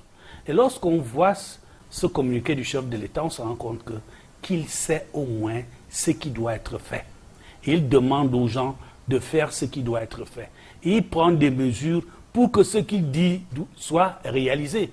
La preuve, ceux qui ne le réalisent pas, beaucoup se trouvent du côté de la prison. D'autres ont perdu des postes. Le véritable problème, c'est qu'on ne voit pas ceux qui payent l'insubordination pour leur insubordination. Oui, mais il a demandé aussi qu'il y ait des sanctions plus sévères. Les sanctions sévères, est-ce qu'il y a une sanction plus sévère que d'aller en prison où on te saisit tous les biens?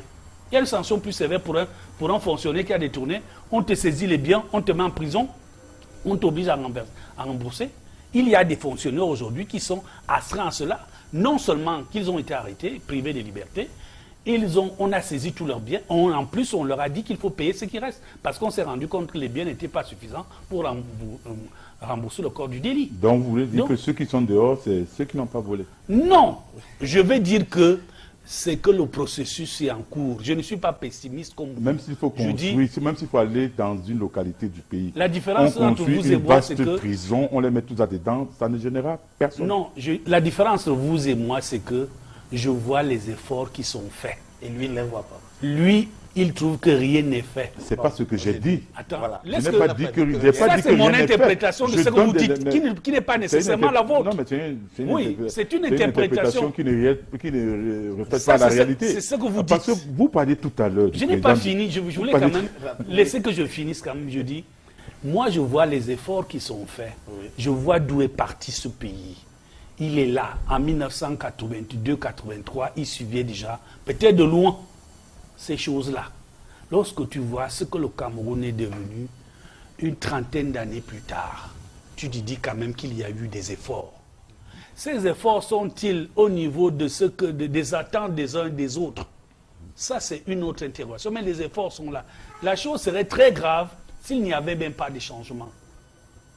Et lorsque lorsque vous allez à la fonction publique, lorsque vous suivez l'économie, vous êtes capable aujourd'hui de repérer à tout moment dans cette économie où est le problème.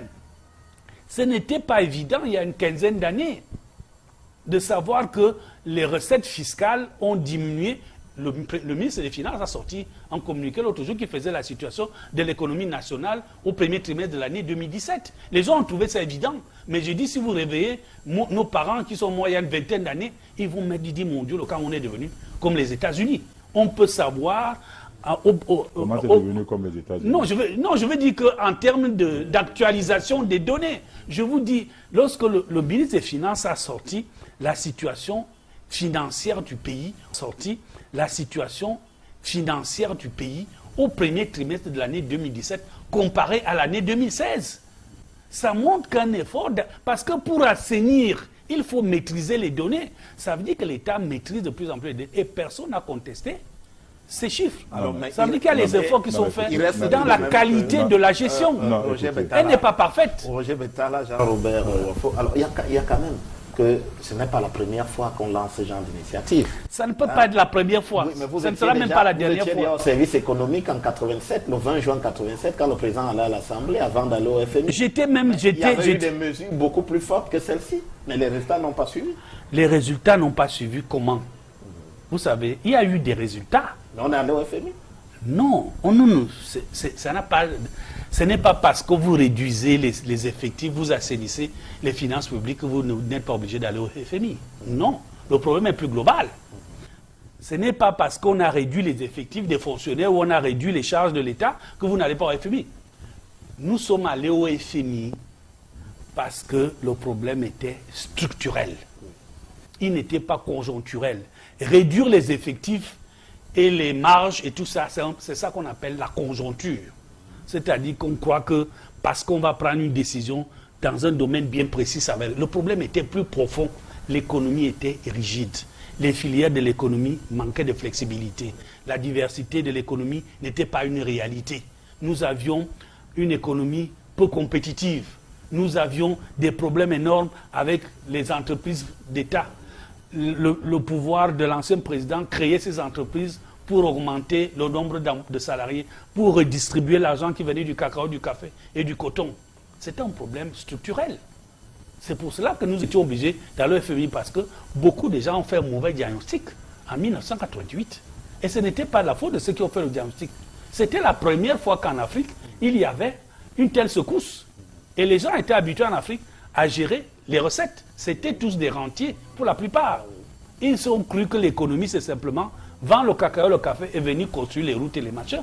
C'était plus complexe que ça. Et puis le monde avait changé. Il y avait le concept de la mondialisation qui exigeait la déréglementation de l'État et de l'économie. Donc le problème était beaucoup plus complexe, c'était beaucoup plus vaste, beaucoup plus difficile. Et on s'était trompé de diagnostic. On s'était trompé de diagnostic. Beaucoup plus tard. Non, on s'est rendu compte de ça à partir des... Parce qu'en 88, il y a eu ces... On s'est rendu compte de ça à partir de début 90, 91, parce qu'on s'est rendu compte que toutes les mesures qui avaient été prises n'avaient pas donné grand-chose. C'est là que les gens se sont dit, mais peut-être que la solution qu'on a proposée n'était pas la bonne. Et si vous vous souvenez, à partir de ce moment-là, on a parlé des filières, de la libéralisation des filières cacao-café, ainsi de suite, toutes les déréglementations, les restrictions quantitatives à l'importation, à l'exportation. On a essayé de dérégler tout l'appareil de production. Et là, on l'a même fait en désordre également, parce que nous étions sous pression, nous n'avions pas l'expérience. Et personne ne l'avait, en réalité. Et je vous disais tout à l'heure dans cette émission que j'ai eu la chance à cette époque de causer avec des responsables de la Banque mondiale. Je peux le citer aussi, il s'appelle Ismaël Serageldine, il était le directeur d'Afrique de la Banque mondiale et il est égyptien. Il m'avait dit dans sa voiture, parce qu'il appréciait le travail que les pauvres journalistes camerounais de l'époque, nous n'étions pas très nombreux, faisions. Il m'a dit, Monsieur Betala, j'apprécie ce que vous faites, je vais vous dire ceci. Ni la Banque mondiale, ni le Fonds monétaire international ne connaît toutes les questions, toutes les réponses aux questions qui se posent pendant le processus d'ajustement. Et le plus souvent, une réponse devient une nouvelle question. Et la plupart des États, y compris le FMI, s'arrêtent à la première réponse, alors qu'elle est devenue une question. C'est pour ça que moi, je ne condamne pas ceux qui ont proposé des mesures à cette époque-là, parce que c'était complexe, personne ne maîtrisait exactement ce qu'il fallait faire. Non, mais ils l'ont dit parce qu'ils ne connaissaient pas notre pays. Mais ceux qui représentaient le Cameroun, ceux qui étaient côté camerounais, étaient censés savoir comment le pays fonctionne. Ils ne l'ont pas fait. Il faut dire simplement qu'ils étaient incompétents. Non, c'est clair. Non, ils n'étaient pas incompétents. Non, écoutez, il faut le dire, ils étaient incompétents. Vous le dites en d'autres termes. Et moi, je le dis pour que l'enfant du coup... Moi, je ne peux pas parler d'incompétence. J'ai dit la complexité à mener les uns les autres. Écoutez, ils sont là pour résoudre des problèmes complexes. C'est pour ça qu'ils occupent des positions, ils occupent des postes. Mais comment vous l'avez compris et puis eux, ils n'ont pas compris? Je ne l'ai pas compris à ce moment-là. Je l'ai compris bien plus tard. Mais à ce moment-là, qui étais-je pour comprendre? Ça pose le problème de la qualité même de ceux, donc de ceux qui occupent certains postes de responsabilité, notamment en matière économique. Et puis au-dessus d'eux, quand même, il y a des ministres, et au-dessus des ministres, il y a le président de la République. On parlait, c'est-à-dire que quand une réforme est lancée, quand un projet est lancé, il y a quand même un haut lieu, une haute instance de suivi et d'évaluation de l'action gouvernementale. C'est le Conseil des ministres. Ailleurs, en France, ça se tient, c'est tous les mercredis. Mais ici, ça s'est tenu. Est-ce que vous savez que même dans les pays européens, les conseils des ministres font des faux diagnostics? C'est pas ça le problème. Mais oui, c'est-à-dire que tous aussi sont incompétents. Non, écoutez, au moins ils se réunissent et ce qu'on peut évaluer, on évalue. Alors, parfois, ils font des mauvaises évaluations. Et c'est le problème également de compétence, de right man at the right place. Alors, Jean-Robert Wafo, est-ce que vous pensez... Combien de ministres dans ce pays ont déjà fait eux-mêmes leur propre rapport? Est-ce que vous pensez... Quand ils vont à l'extérieur. Moi, je suppose qu'ils le font. Moi, je ne peux pas remettre en cause. Jean-Robert, est-ce que vous pensez, ce nouveau plan, ces mesures que le chef de l'État annonce, est-ce que vous pensez qu'elles ont des chances d'aboutir à quelque chose? Est-ce qu'on peut avoir des résultats? On peut se dire que la question de la masse salariale qui vous tient tant à cœur sera résolue d'ici quelques temps? Est-ce qu'on peut se dire que le parc automobile de l'État pourra être dégraissé? Est-ce qu'on peut se dire encore que le nombre de ministres pourra baisser d'ici, peut-être lors du prochain gouvernement. On verra bien. Est-ce que vous pensez que tout cela soit réalisable? J'ai comme l'impression que vous êtes dans le monde merveilleux de Walt Disney. Oui. Un pays comme le Cameroun, avec ses habitudes, ses mentalités, c'est pas possible. Parce que déjà, même au niveau du comptage physique, il y aura la corruption là-bas. Il y aura le trafic d'influence. Et en matière de parc automobile, c'est un peu comme si vous demandez à quelqu'un d'habiter dans une maison climatisée, luxueuse, et vous demandez maintenant d'aller habiter dans le Carabout, comme on dit la nature. Enfin, il n'acceptera jamais, il fera tout pour que ce ne soit pas ainsi. La preuve, où est passé CIGIPES 2? L'État a investi des milliards, c'est parti. Il y a eu CIGIPES 1, CIGIPES 2. Mais CIGIPES 2 fonctionne? C'est grippé. Allez demander au ministre de la fonction publique. Oui, mais ça fonctionne comme ça. Au ministre Sanguine, qui est un homme de qualité. Allez lui demander. Il y a des problèmes. Il me souvient également, quand on a nommé le ministre Alamine May, que donc, le mois qui suivait en matière de paiement des salaires, on a envoyé des salaires dans les coopératives.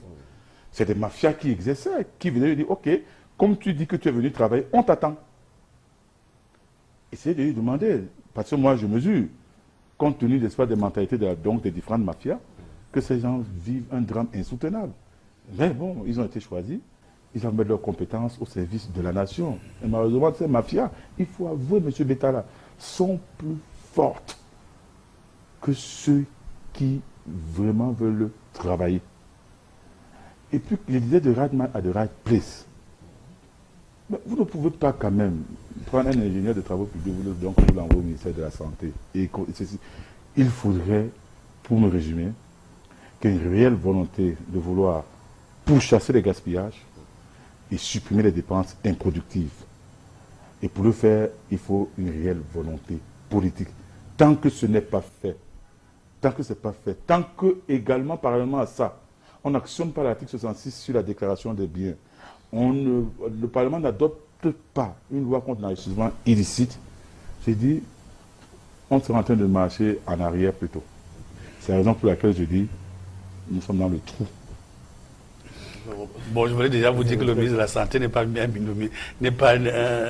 vient pas des travaux publics. C'est un ingénieur polytechnicien. Oui. Donc Il est ingénieur polytechnicien. C'est mon camarade. C'est-à-dire qu'on était à Vogt ensemble. Moi, j'étais en 6e, il était en première. Donc, c'est les premières promotions de Polytechnique. Oui, mais bon, on pouvait l'envoyer. Non, c'est un ingénieur polytechnicien. Oui, je vous dis, c'est pas tout le monde qui va à Polytechnique. Oui. Donc, c'est vraiment... Non, je ne doute pas de la qualité. C'est-à-dire que c'est un intellectuel ça, connu. Ça veut dire qu'il peut comprendre non, facilement. c'est un intellectuel connu qu'on pouvait utiliser ailleurs. Non, on peut aussi l'utiliser à la santé parce qu'il a l'avantage d'être... Non, mais quand il y aura des gaspillages, comment il sera? Il n'a pas besoin de ça. Il a besoin d'organiser. Donc, il a un quotient intellectuel qui lui permet de comprendre facilement les petits problèmes de la santé. C'est moins difficile que les mathématiques et la physique. Nettement moins difficile qu'il a pu faire dans ce cursus. Alors, ceci dit, je dis ceci. Il faut faire confiance à ce qui est fait. En 2008, lors de la crise immobilière de 2008, le Cameroun a fait preuve d'une résistance exemplaire. Vous savez pourquoi nous avons résisté? Parce que l'économie était mieux gérée. Il y avait de l'anticipation dans cette économie. Le Cameroun aurait pu s'effondrer si c'était l'économie d'antan. Nous avons résisté à une crise terrible, celle de 2008.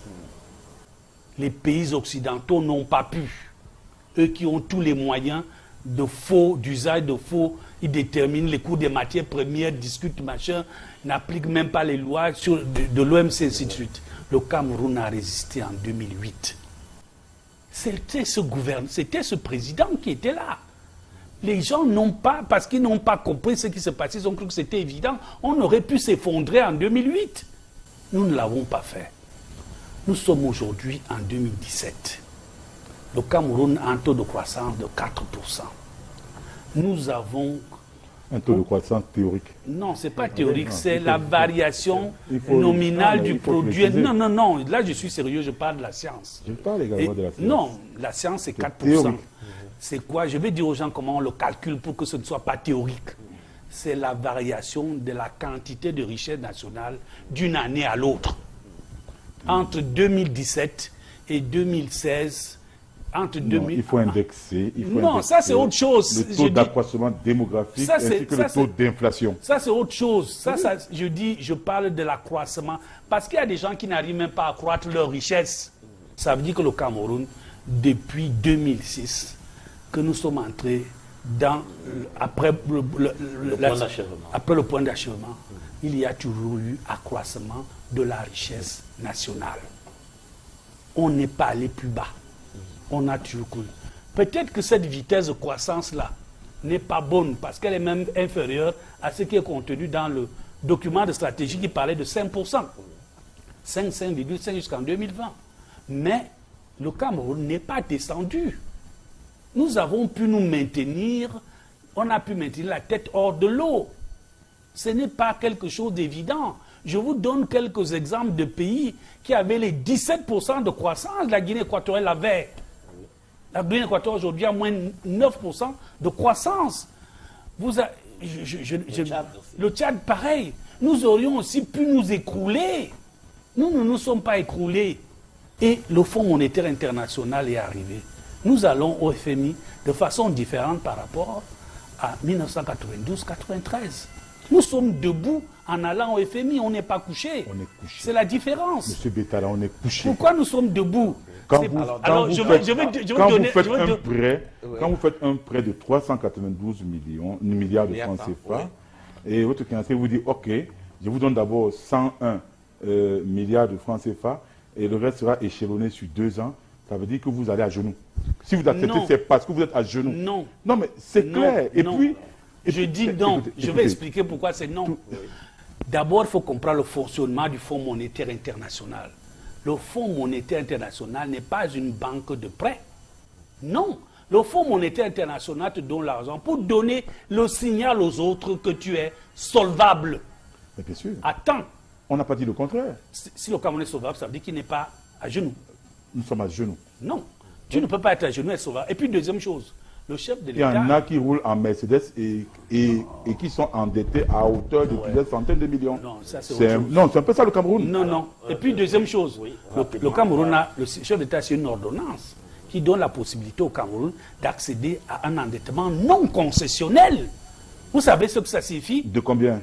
1200 milliards. Oui, mais ça veut dire déjà que le Cameroun peut entrer sur le marché de devises qui n'a rien à voir avec la Banque mondiale, avec le Fonds monétaire international, avec la Caisse française de développement. À quel taux? Attends, ça veut dire que nous sommes sur... Mais je dis, pour qu'on te prête même au taux usuraire, c'est qu'on sait que tu peux.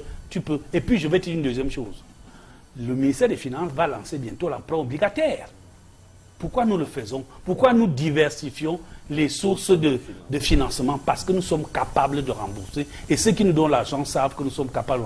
En 1992-93, nous ne pouvions même pas prendre un franc quelque part. Alors, monsieur, justement, on arrive au terme de cette émission. Monsieur Jean-Robert Wafo, un dernier mot. Parlant de ces projets, je dis, je suis d'accord pour les emprunts obligatoires. On a lancé plusieurs emprunts obligataires, on ne sait pas à quoi ça sert. Je vais prendre l'exemple sur l'Égypte. Le deuxième canal de Suez. Les travaux ont été lancés, le début des travaux c'était en 2015. Et c'était prévu pour 2017, l'inauguration de l'ouvrage et tout. En 2015, ils ont achevé. Le montant du projet c'est de 9 milliards de dollars. Et ces 9 milliards ont été financés par les Égyptiens, et même les particuliers égyptiens et les entreprises égyptiennes.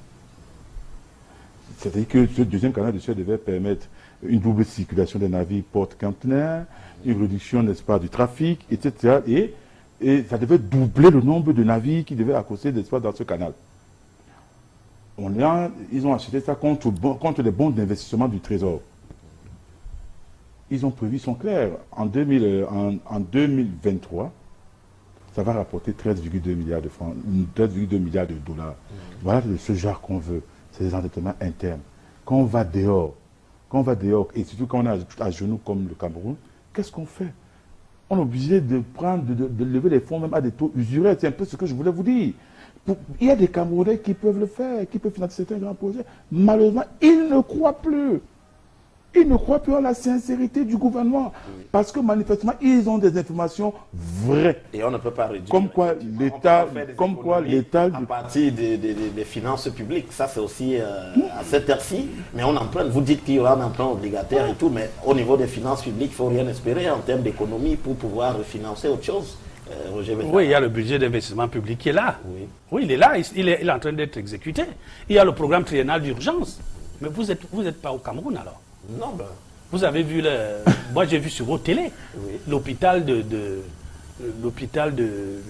régional de Bolova, celui de Bamenda, de Bafoussam. C'est avec le budget, c'est avec le plan triennal d'urgence. Le budget d'investissement public est en train de se réaliser. Le budget 2017 de l'État est en train de s'exécuter. Ça veut dire que les finances publiques, chacun joue son rôle. L'État veut simplement aller vite parce qu'il a les moyens d'aller un peu vite. C'est pour ça qu'il recourt à l'emprunt. Bien, ok. Alors, on vous aura compris, Monsieur Jean-Robert Wafo, Monsieur Roger Betala, merci d'avoir accepté notre invitation et d'avoir débattu avec nous ce soir dans le cadre de cette édition de Géopolis de la réduction du train de vie de l'État au Cameroun. Merci aussi à vous, chers téléspectateurs, de nous avoir suivis pendant 90 minutes. Je vous donne rendez-vous dimanche prochain lorsqu'il sera 20h30 pour une nouvelle édition de Géopolis. En attendant, restez avec les programmes d'Equinox Télévision. À bientôt.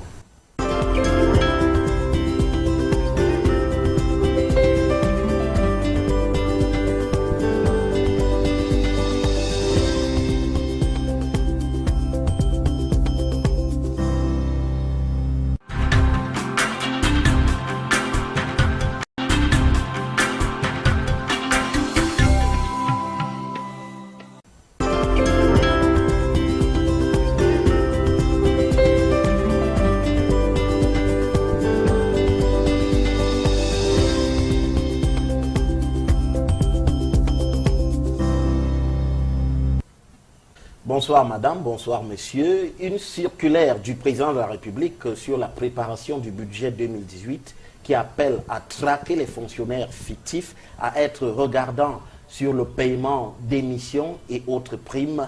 Et voilà que le débat sur la réduction du train de vie de l'État au Cameroun est à nouveau relancé. Au moment où le Cameroun vient de recourir justement une fois de plus au FMI, est-il possible que les dépenses publiques soient enfin réduite? Le chantier qui dure, ce chantier qui dure depuis des lustres, est-il réalisable? L'État est-il prêt à serrer la ceinture au Cameroun? Deux invités nous éclairent sur ce sujet ce soir dans le cadre de cette édition de Géopolis. Ce sont Jean-Robert Wafo, bonsoir. Bonsoir Guizougo, bonsoir à tous les téléspectateurs de l'émission Géopolis. Alors, je rappelle que vous êtes membre du shadow cabinet du SDF, en charge de l'information et des médias. C'est bien cela? Tout à fait. Alors, merci d'avoir accepté notre invitation pour débattre de cette question de la réduction du train de vie de l'État. Je rappelle également que vous vous intéressez aux questions économiques. On a lu ce que vous avez écrit ces jours-ci sur ce sujet, justement. Tout à fait. Voilà. Merci encore. Alors, avec vous ce soir, Roger Betala, bonsoir. Merci Guy et merci donc aux téléspectateurs d'Equinox que nous aurons la possibilité d'avoir très nombreux ce soir pour vous parler de ce sujet important que vous avez décidé de mettre sur la table. Alors, je rappelle que vous êtes journaliste, spécialiste des questions économiques et que vous avez travaillé, vous avez animé pendant longtemps le service économique de la CRTV Poste Nationale.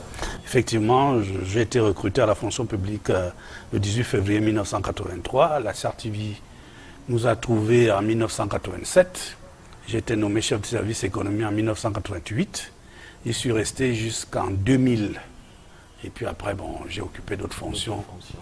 Mais même en occupant les autres fonctions, je me suis toujours intéressé à l'économie parce que j'ai créé avec un certain nombre de collègues l'association des journalistes économiques du Cameroun, dont j'ai été secrétaire général pendant 15 ans et puis dont j'assure la présidence aujourd'hui. Merci d'avoir accepté notre invitation, Roger Betala. Alors, réduction du train de vie de l'État au Cameroun, mais il faut d'abord peut-être dresser aujourd'hui ce qu'est le tableau du train de vie de l'État, Jean-Robert Wafo. Comment se présente-t-il ce train de vie de l'État aujourd'hui au Cameroun? Pour un pays comme le Cameroun, n'est-ce pas, le train de vie de l'État est carrément un gouffre à sous, un gouffre budgétaire. J'en veux pour preuve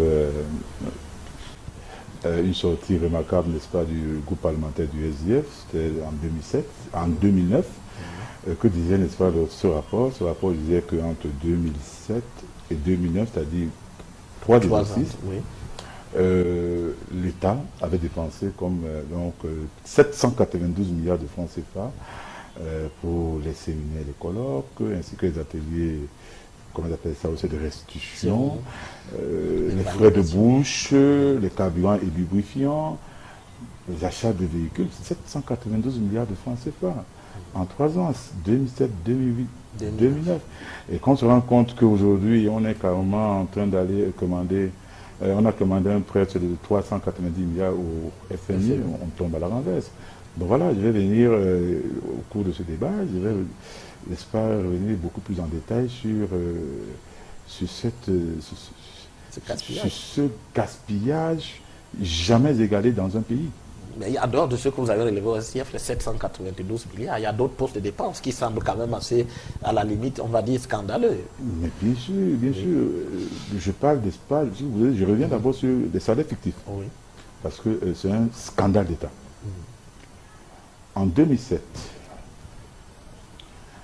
en 2006, quand vous avez exercé, quand il y a une mission du FMI qui est donc arrivée au Cameroun, qui a rencontré les parlementaires du SDF, qui ont fait, puisqu'ils ne comprenaient pas pourquoi on n'atteignait pas le point d'achèvement, nos députés avaient fait état de ce qu'il y a un gouffre à sous, qu'il faudrait que le FMI essaie de mettre de la pression sur le gouvernement pour qu'il y ait un assainissement du fichier solde. Alors, il y a eu des résistances, mais le gouvernement n'avait pas de choix.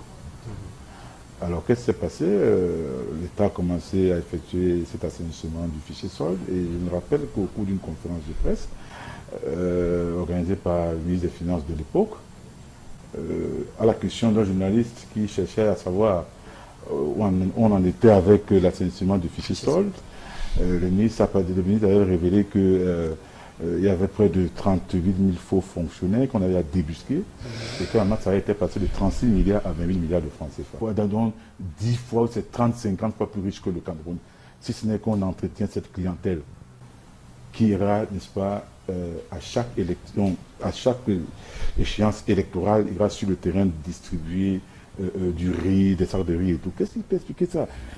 Écoutez, il faut qu'on apprenne à sérieux. Qu'est-ce qui peut également justifier que le Conseil économique et social, qui devait avoir presque une centaine de membres, en soit aujourd'hui à 144 membres, aujourd'hui il n'y a plus que 6 membres, qui chaque année, c'est inscrit dans le budget de l'État, consomment plus d'1 milliard de francs CFA. C'est des choses visibles, monsieur Bétala. C'est des choses visibles. Et je vais même plus loin. Il faut également assainir le ministère des Finances qui est devenu un lieu de prédation. Et faire en sorte que le fonctionnaire ne soit plus au centre, c'est-à-dire au centre de décision, c'est-à-dire, je veux dire quoi, au centre de développement du pays. Parce que c'est eux, ce sont ces fonctionnaires, effectivement. Il faut le dire clairement. Je n'ai pas dit que tous sont comme ça. Je n'ai pas une vision manichéenne, n'est-ce pas? Alors vous dites qu'il faut dévaluer le rôle du fonctionnaire, c'est ce que vous dites? Il ne faut pas... Le fonctionnaire, je vous dis, c'est un blocage. Et pour résoudre ça également, il faut accélérer le processus de décentralisation. Parce que pour moi, aujourd'hui, j'ai l'habitude de dire que la décentralisation est monnée au Cameroun. Parce que tout continue à être géré ici à Yaoundé. Donc vous voyez très bien qu'il y a des postes de dépenses qui devraient être supprimés. Et quand on atteint le trou, puisque nous sommes dans un trou, on a fait un saut dans la nuit, il faut prendre des mesures qui s'imposent. Alors, parce que, voyez-vous, il n'y a pas que les salaires fictifs. Oui. Il y a quand même d'autres choses aussi. Il y a d'autres choses. Oui. Je vais, notamment, vous prenez le dernier rapport. On pourra y aller tout à l'heure parce que... Oui, le temps qu'il répond. Oui, parce qu'il faut que je... Oui, il faut que je vous réponde. Oui, sur la question. Bon, d'abord, je vais vous dire, nous ne sommes pas dans un trou. Nous ne sommes pas tombés dans un trou. Nous avons des... Quand on fait un saut dans la nuit, on s'attend à quoi? On n'est pas tombé dans un trou. Pour une raison tout à fait simple. Le taux de croissance quand même du produit intérieur brut du Cameroun, c'est autour de 4%. Il ne faut pas l'oublier, malgré le fait que nous soyons allés au FMI, c'est 4% en 2016. C'est 4%. Est-ce que vous avez, est-ce que vous avez, attends, attendez, est-ce que vous avez intégré j'ai commencé à répondre à vos questions. le taux d'accroissement démographique? 4%. Est-ce que vous avez tenu compte de l'inflation? Ça, c'est un taux de croissance artificiel. Je ne suis pas Qui encore arrivé. La population ne se répercute pas sur le palier de la ménagère. C'est ça le Cameroun. Il y a trop de théories. Il y a trop de théories. Mais dans la pratique, on ne voit rien. Je pose la question. Parce que vous calculez le taux de croissance. Alors, parce que si vous me laissez parler, vous allez vous comprendre que ce n'est pas de la théorie. On reviendra à vous dans vous allez vous rendre compte que ce n'est pas de la théorie. Vous disiez 4% de Nous taux avons de, en 2016 un taux de croissance de 4,2. Oui. Ça veut dire que nous ne sommes pas dans le trou. Nous sommes dans une situation délicate. La situation de 2017 n'est pas celle de 1993, 92, 93. Le taux de croissance était de moins 12%. Moins 12 en 92, 93. Ça avait été dit? Mais je l'ai dit, moi, en tant que chroniqueur à la CRTV radio. Je l'ai dit, c'était moins 12% l'exercice 92, 93. C'est là que nous allons jusqu'au Fonds monétaire, jusqu'à la dévaluation. Nous sommes à 4%. L'écart est de 16 points entre la situation de 92-93 et celle de 2017. Ça, c'est un fait, ce n'est pas de la théorie. Deuxième, c'est donc je voulais seulement d'abord répondre à votre question. On n'est pas dans un gouffre, on est dans une situation difficile. Et lorsque vous analysez les 6 États de la CEMAC, vous allez vous rendre compte que si le compte d'opération aujourd'hui de la CEMAC reste à 50,2%, c'est parce que le Cameroun a un excédent suffisant pour soutenir les autres. Les devises de la Guinée équatoriale et du Tchad, c'est négatif. C'est comme neige au soleil. Oui, c'est négatif même, moins 8 milliards, l'autre ça doit être moins 7 milliards, quelque chose comme ça, d'euros.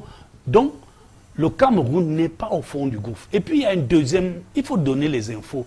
Le Cameroun dans la zone CFA est le pays qui a le ratio produit industriel sur PIB le plus élevé. La Côte d'Ivoire, c'est 13%, le Cameroun est à 16%. Donc, dans la zone CFA, le Cameroun est le pays le plus industrialisé. Mais oui, je dis le ratio... Zone CFA, Afrique centrale. Non, zone CFA. Tout court. CFA, c'est-à-dire un mois, oui, Afrique centrale et Comores. Oui. Voilà la zone CFA. Le Cameroun est le pays le plus industrialisé parce que l'indice d'industrialisation, c'est le rapport des produits manufacturés sur le produit intérieur brut. Ça se voit. Le Cameroun est autour de 16%. La Côte d'Ivoire qui suit est autour de 13%. Ça, c'est les statistiques de 2016. C'est que les Camerounais voient toujours le mal. Les Camerounais, pourquoi est-ce qu'ils voient le mal? Peut-être parce que, je suis en train de... Est-ce qu'il y a des répercussions de tous les chiffres que vous donnez dans le panier de la ménagère? Il y a quand même des répercussions parce que le Congo a réduit les salaires de moitié. La République du Congo. Le Tchad a fait pareil. Le Gabon est en train de baisser. Le Cameroun n'a pas baissé ses salaires. Jusqu'à présent, ils ne l'ont pas fait. Peut-être que ça arrivera. Mais écoutez, attends, je suis en train de... Il y a eu une double baisse en 93. On n'a jamais rattrapé cela. Non, la double baisse de 93, c'est parce que nous étions dans le trou. Oui, mais on n'a jamais rattrapé ce niveau. Peut-être c'est ça qu'il ne faut pas baisser à nouveau. Non, on n'a pas pu le rattraper parce que la situation ne s'est véritablement jamais améliorée au niveau où on peut le rattraper. Oui. Non, je voulais seulement dire au ministre que nous ne sommes pas dans le trou, nous sommes en difficulté. C'est qu'il y a le trou et il y a la difficulté. Le trou, c'était en 92-93. Là, nous étions plongés dans le noir. Cette fois-ci, il y a de la visibilité. Et quand vous analysez même les exigences du Fonds monétaire international, c'est quoi? C'est être rigoureux dans la gestion budgétaire, diversifier l'économie, essayer d'améliorer la situation extérieure de notre... essayer d'améliorer la balance commerciale, ainsi de suite. Tout cela est contenu dans le document de stratégie pour la croissance et l'emploi. Donc, en ce qui concerne l'analyse théorique, celle du gouvernement est bonne. Mais il y a seulement un problème, c'est la mise en application qui connaît quelques difficultés. Et concernant les salaires des fonctionnaires, je voulais dire à M. le maire que, en ce qui concerne les salaires des fonctionnaires,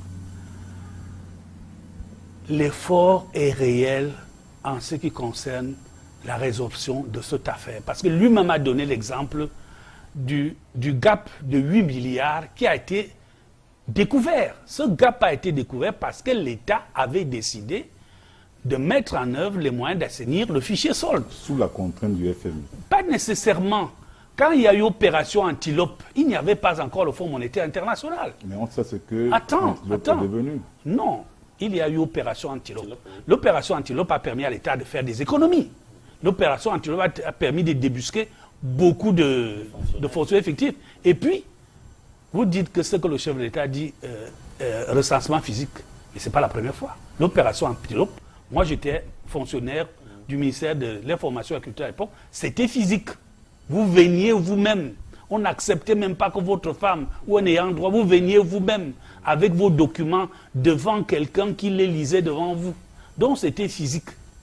Donc ce que le chef de l'État dit, c'est qu'il répète inlassablement ce qui doit être fait. Donc le poisson n'est pas pourri par la tête. La tête est vigilante. Et la tête rappelle aux uns aux autres ce que les uns et les autres doivent faire. Si vous avez suivi le discours du chef d'État du 31 décembre, où est la différence entre le contenu de ce discours et les exigences du Fonds monétaire international? Il y a une différence. Il n'y en a pas. La tête n'est pas pourrie. Alors, mais quand même, Roger Betala, cette bataille contre les difficultés, la tentative de réduction des trains de vie de l'État, on a quand même envie de se poser des questions. Ce n'est pas la première fois, Jean-Robert Wafo, quand même. Oui, on se souvient quand même, avant d'aller au FMI en 88, il y a eu des mesures qui ont été prises. Oui, mais il y a eu des mesures, mais il y a eu des blocages également. L'opération Antilope, le ministre Gaga Manadi l'a fait savoir à tout le monde qu'il a été, quand il a engagé l'opération Antilope, sur instruction du président de la République, il y a eu des blocages énormes. Il a dit, allez donc chercher à savoir où se situaient ces blocages. Il y a eu CJPS 1, il y a eu CJPS 2. L'État a mis des milliards de francs CFA. Pour quel résultat? Pour que la masse salariale passe de 28 milliards en 2007 à 75 milliards? C'est inscrit dans le quotidien gouvernemental Cameroun. Mais alors, est-ce que... Mais ça veut dire qu'il y a un problème. Oui. Et quand vous parlez du taux de croissance, moi, je mets ça un peu en doute. Hein. Parce que quand on nous dit qu'au Cameroun, nous sommes 20 millions d'habitants, et qu'on dit par exemple que Douala n'a que 1 900 000 habitants, et que la commune dans laquelle je réside, Douala deuxième, n'a que 261 407 habitants, moi je tombe à la ramette parce que le taux de croissance, ça se calcule comment? C'est-à-dire que c'est l'augmentation du PIB auquel il faut indexer, c'est-à-dire que indexer le taux d'accroissement démographique ainsi que l'inflation. Vous le savez très bien. Quand déjà le taux d'accroissement démographique est faux, parce que les chiffres qu'on brandit sont faux, vous comprenez bien que le taux de croissance qu'on brandit également, pour être poli, ne répète pas la réalité. Dans le FMI aussi se trompe. Mais, puisque c'est le Cameroun qui donne les chiffres au FMI. Pourquoi qu'ils n'ont pas d'autres sources? Est-ce que c'est le FMI qui fait le recensement chez nous? Le taux de croissance... Est-ce que le FMI fait le recensement? Je veux d'abord donner... chose. Je vais donner une précision concernant le taux de croissance. Oui, allez-y. Le taux de croissance réel est différent du taux de croissance nominal. Et je dis... Le taux de croissance réel du Cameroun, en fait le taux de croissance nominal du Cameroun, c'est 4%, c'est-à-dire la variation du PIB de 2016 à 2017. Oui, mais quand on parle de taux de croissance, bon, ça veut dire que vous faites, donc, vous ne me donnez pas tort. Parce que le taux de croissance réel, comme ça se calcule dans d'autres pays, oui, le taux de croissance il faut réel... indexer à cela parce que quoi? C'est un peu simple. Bon, soit un gap de 8 milliards. Bon, ben, les députés ont posé la question à l'Assemblée nationale lors d'une question orale. Le député Mbadam, le député Jean-Michel Nietzsche, ils ont posé la question au ministre des Finances, et le dernier en date, c'était le ministre Essim Minier. On lui a demandé, ils lui ont demandé, ce gap de 8 milliards de francs CFA allait où avant? Parce que quand on fait un calcul simple, 8 milliards par mois, ça fait combien? Ça fait 96 milliards de francs CFA par an. Ce qui fait que de la période où le Cameroun est tombé en crise en 87 jusqu'en 2007, ça fait 20 ans, ça fait 1920 milliards de francs CFA qui ont été détournés au seul titre des salaires fictifs. Et je rappelle que le ministre des Finances à l'époque, je parle de M. Essim Minier, avait reconnu à l'hémicycle qu'effectivement il y avait ce problème et qu'il ne fallait pas que les députés du SDF fassent large cours parce qu'ils étaient capables de faire tomber 20 fois la République. Donc c'est pour vous dire que déjà ces salaires fictifs, c'est un gouffre incroyable. Et je peux même dire, on aurait pu sortir rapidement, n'est-ce pas, du premier programme d'ajustement structurel si on avait tout simplement actionné le levier des salaires, donc de l'assainissement du fichier solde. Ça n'a pas été le cas, ça a été démontré à l'Assemblée nationale par le groupe parlementaire du SDF, et le ministre s'est incliné, il n'avait plus rien à dire. Bon, voilà. Absolument, on reviendra dans les détails sur ces postes de dépenses. Alors, Roger Betala, le train de vie de l'État aujourd'hui au Cameroun, vous le trouvez comment? Dispendieux, raisonnable, ou alors il y a forcément des coupes à faire? Le train de vie de l'État est très difficile à apprécier. J'admire la dextérité du ministre du SDF, qui lui estime que c'est très facile de savoir si l'État dépense trop d'argent ou pas, si l'argent est gaspillé ou pas. Parce que le train de vie, c'est en fonction des besoins et des objectifs à atteindre. L'État a des missions, l'État a un service qu'il doit rendre et qui doit être d'une certaine qualité, qui a un coût. Alors, la question que les uns et les autres doivent d'abord se poser, est-ce que le financement de ce coût-là est assez important pour que l'État puisse rendre des services de qualité? C'est difficile de donner une réponse claire à ce problème.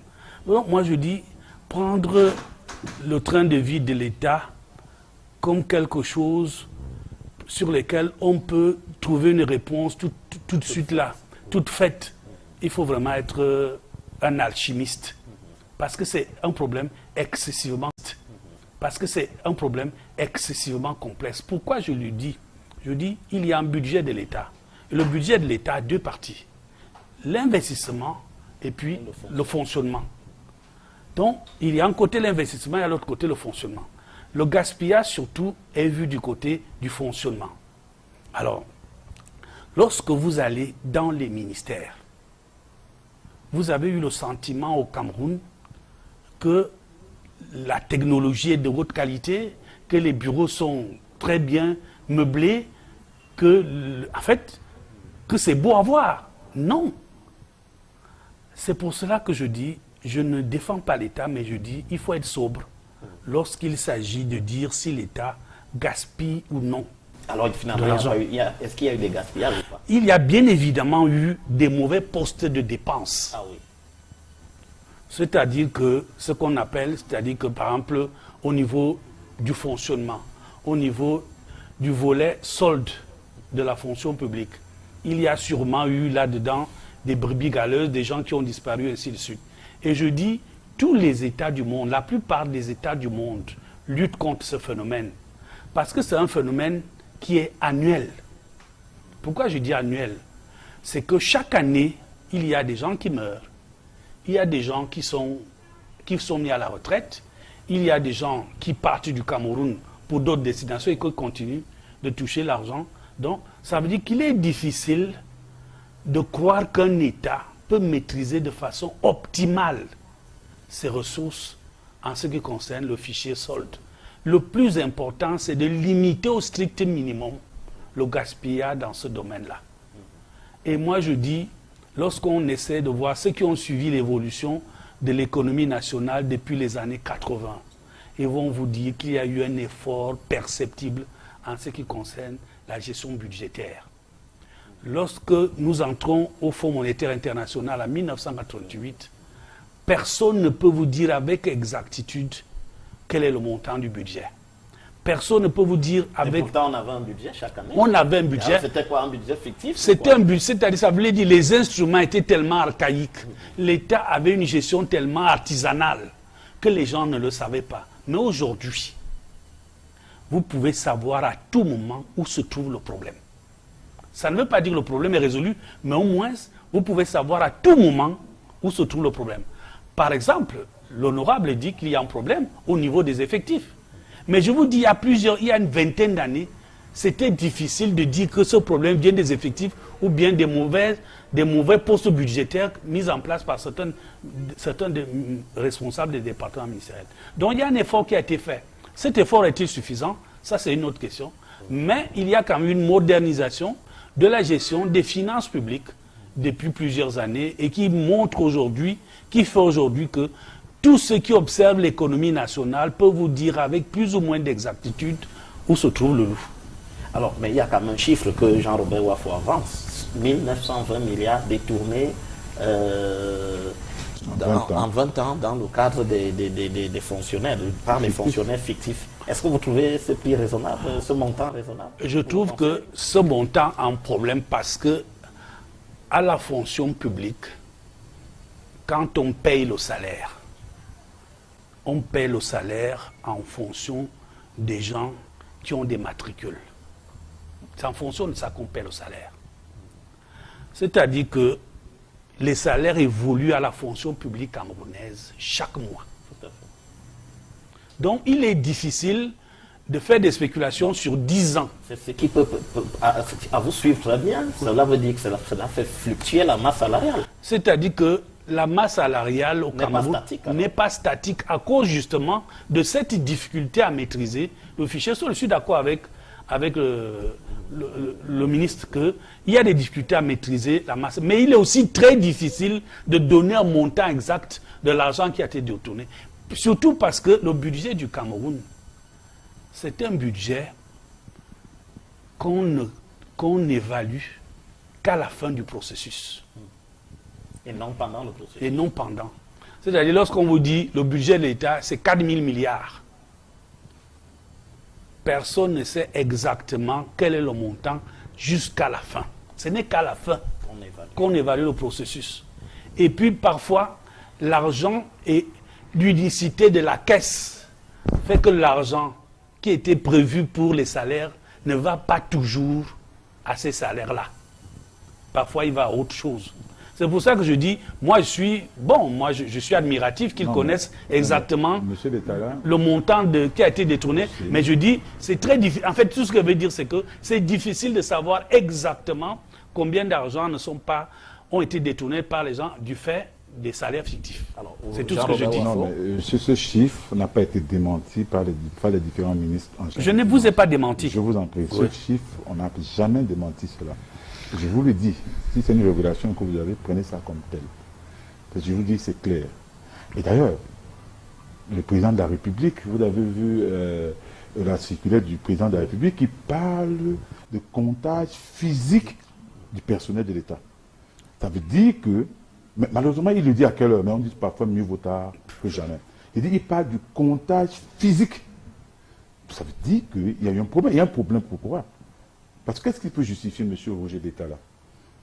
Que la masse salariale de l'État, qui était descendue à 28 milliards de francs CFA en 2007, soit remontée aujourd'hui à 75 milliards de francs CFA, alors que les gens sont allés en retraite. Qu'est-ce qui peut justifier cela? Si ce n'est qu'il y a des salaires fictifs. Qu'est-ce qui peut également justifier, n'est-ce pas, au niveau du train de vie de l'État, qu'on en soit aujourd'hui, depuis des années d'ailleurs, à organiser des séminaires, des colloques, des ateliers, on appelle ça des ateliers de restitution et validation. Si ces ateliers, ces colloques étaient efficaces, le Cameroun serait le pays le plus dynamique au monde. Mais ce qui n'est pas le cas. Qu'est-ce qui peut justifier qu'on continue à avoir des dépenses, donc des véhicules de prestige au niveau de la fonction publique et encore plus chez les militaires? Qu'est-ce qui peut expliquer que les gens ont continué à donner de l'argent, à faire des décaissements et à partager l'argent aux gens dans des séminaires et autres, dans des sacs banjok? Parce que c'est également cela. Je pense pour ma part que il faut une réelle volonté politique. Et ça vient du Sénat. Qu'est-ce qui peut également justifier cette tournée ministérielle à travers le pays, avec tout un convoi de véhicules, 4x4, 10, 15, 20 véhicules? C'est pas sérieux. Et je dirais que la volonté politique, il n'y en a pas, parce que on a l'habitude de dire que le serpent pourrit d'abord par la tête.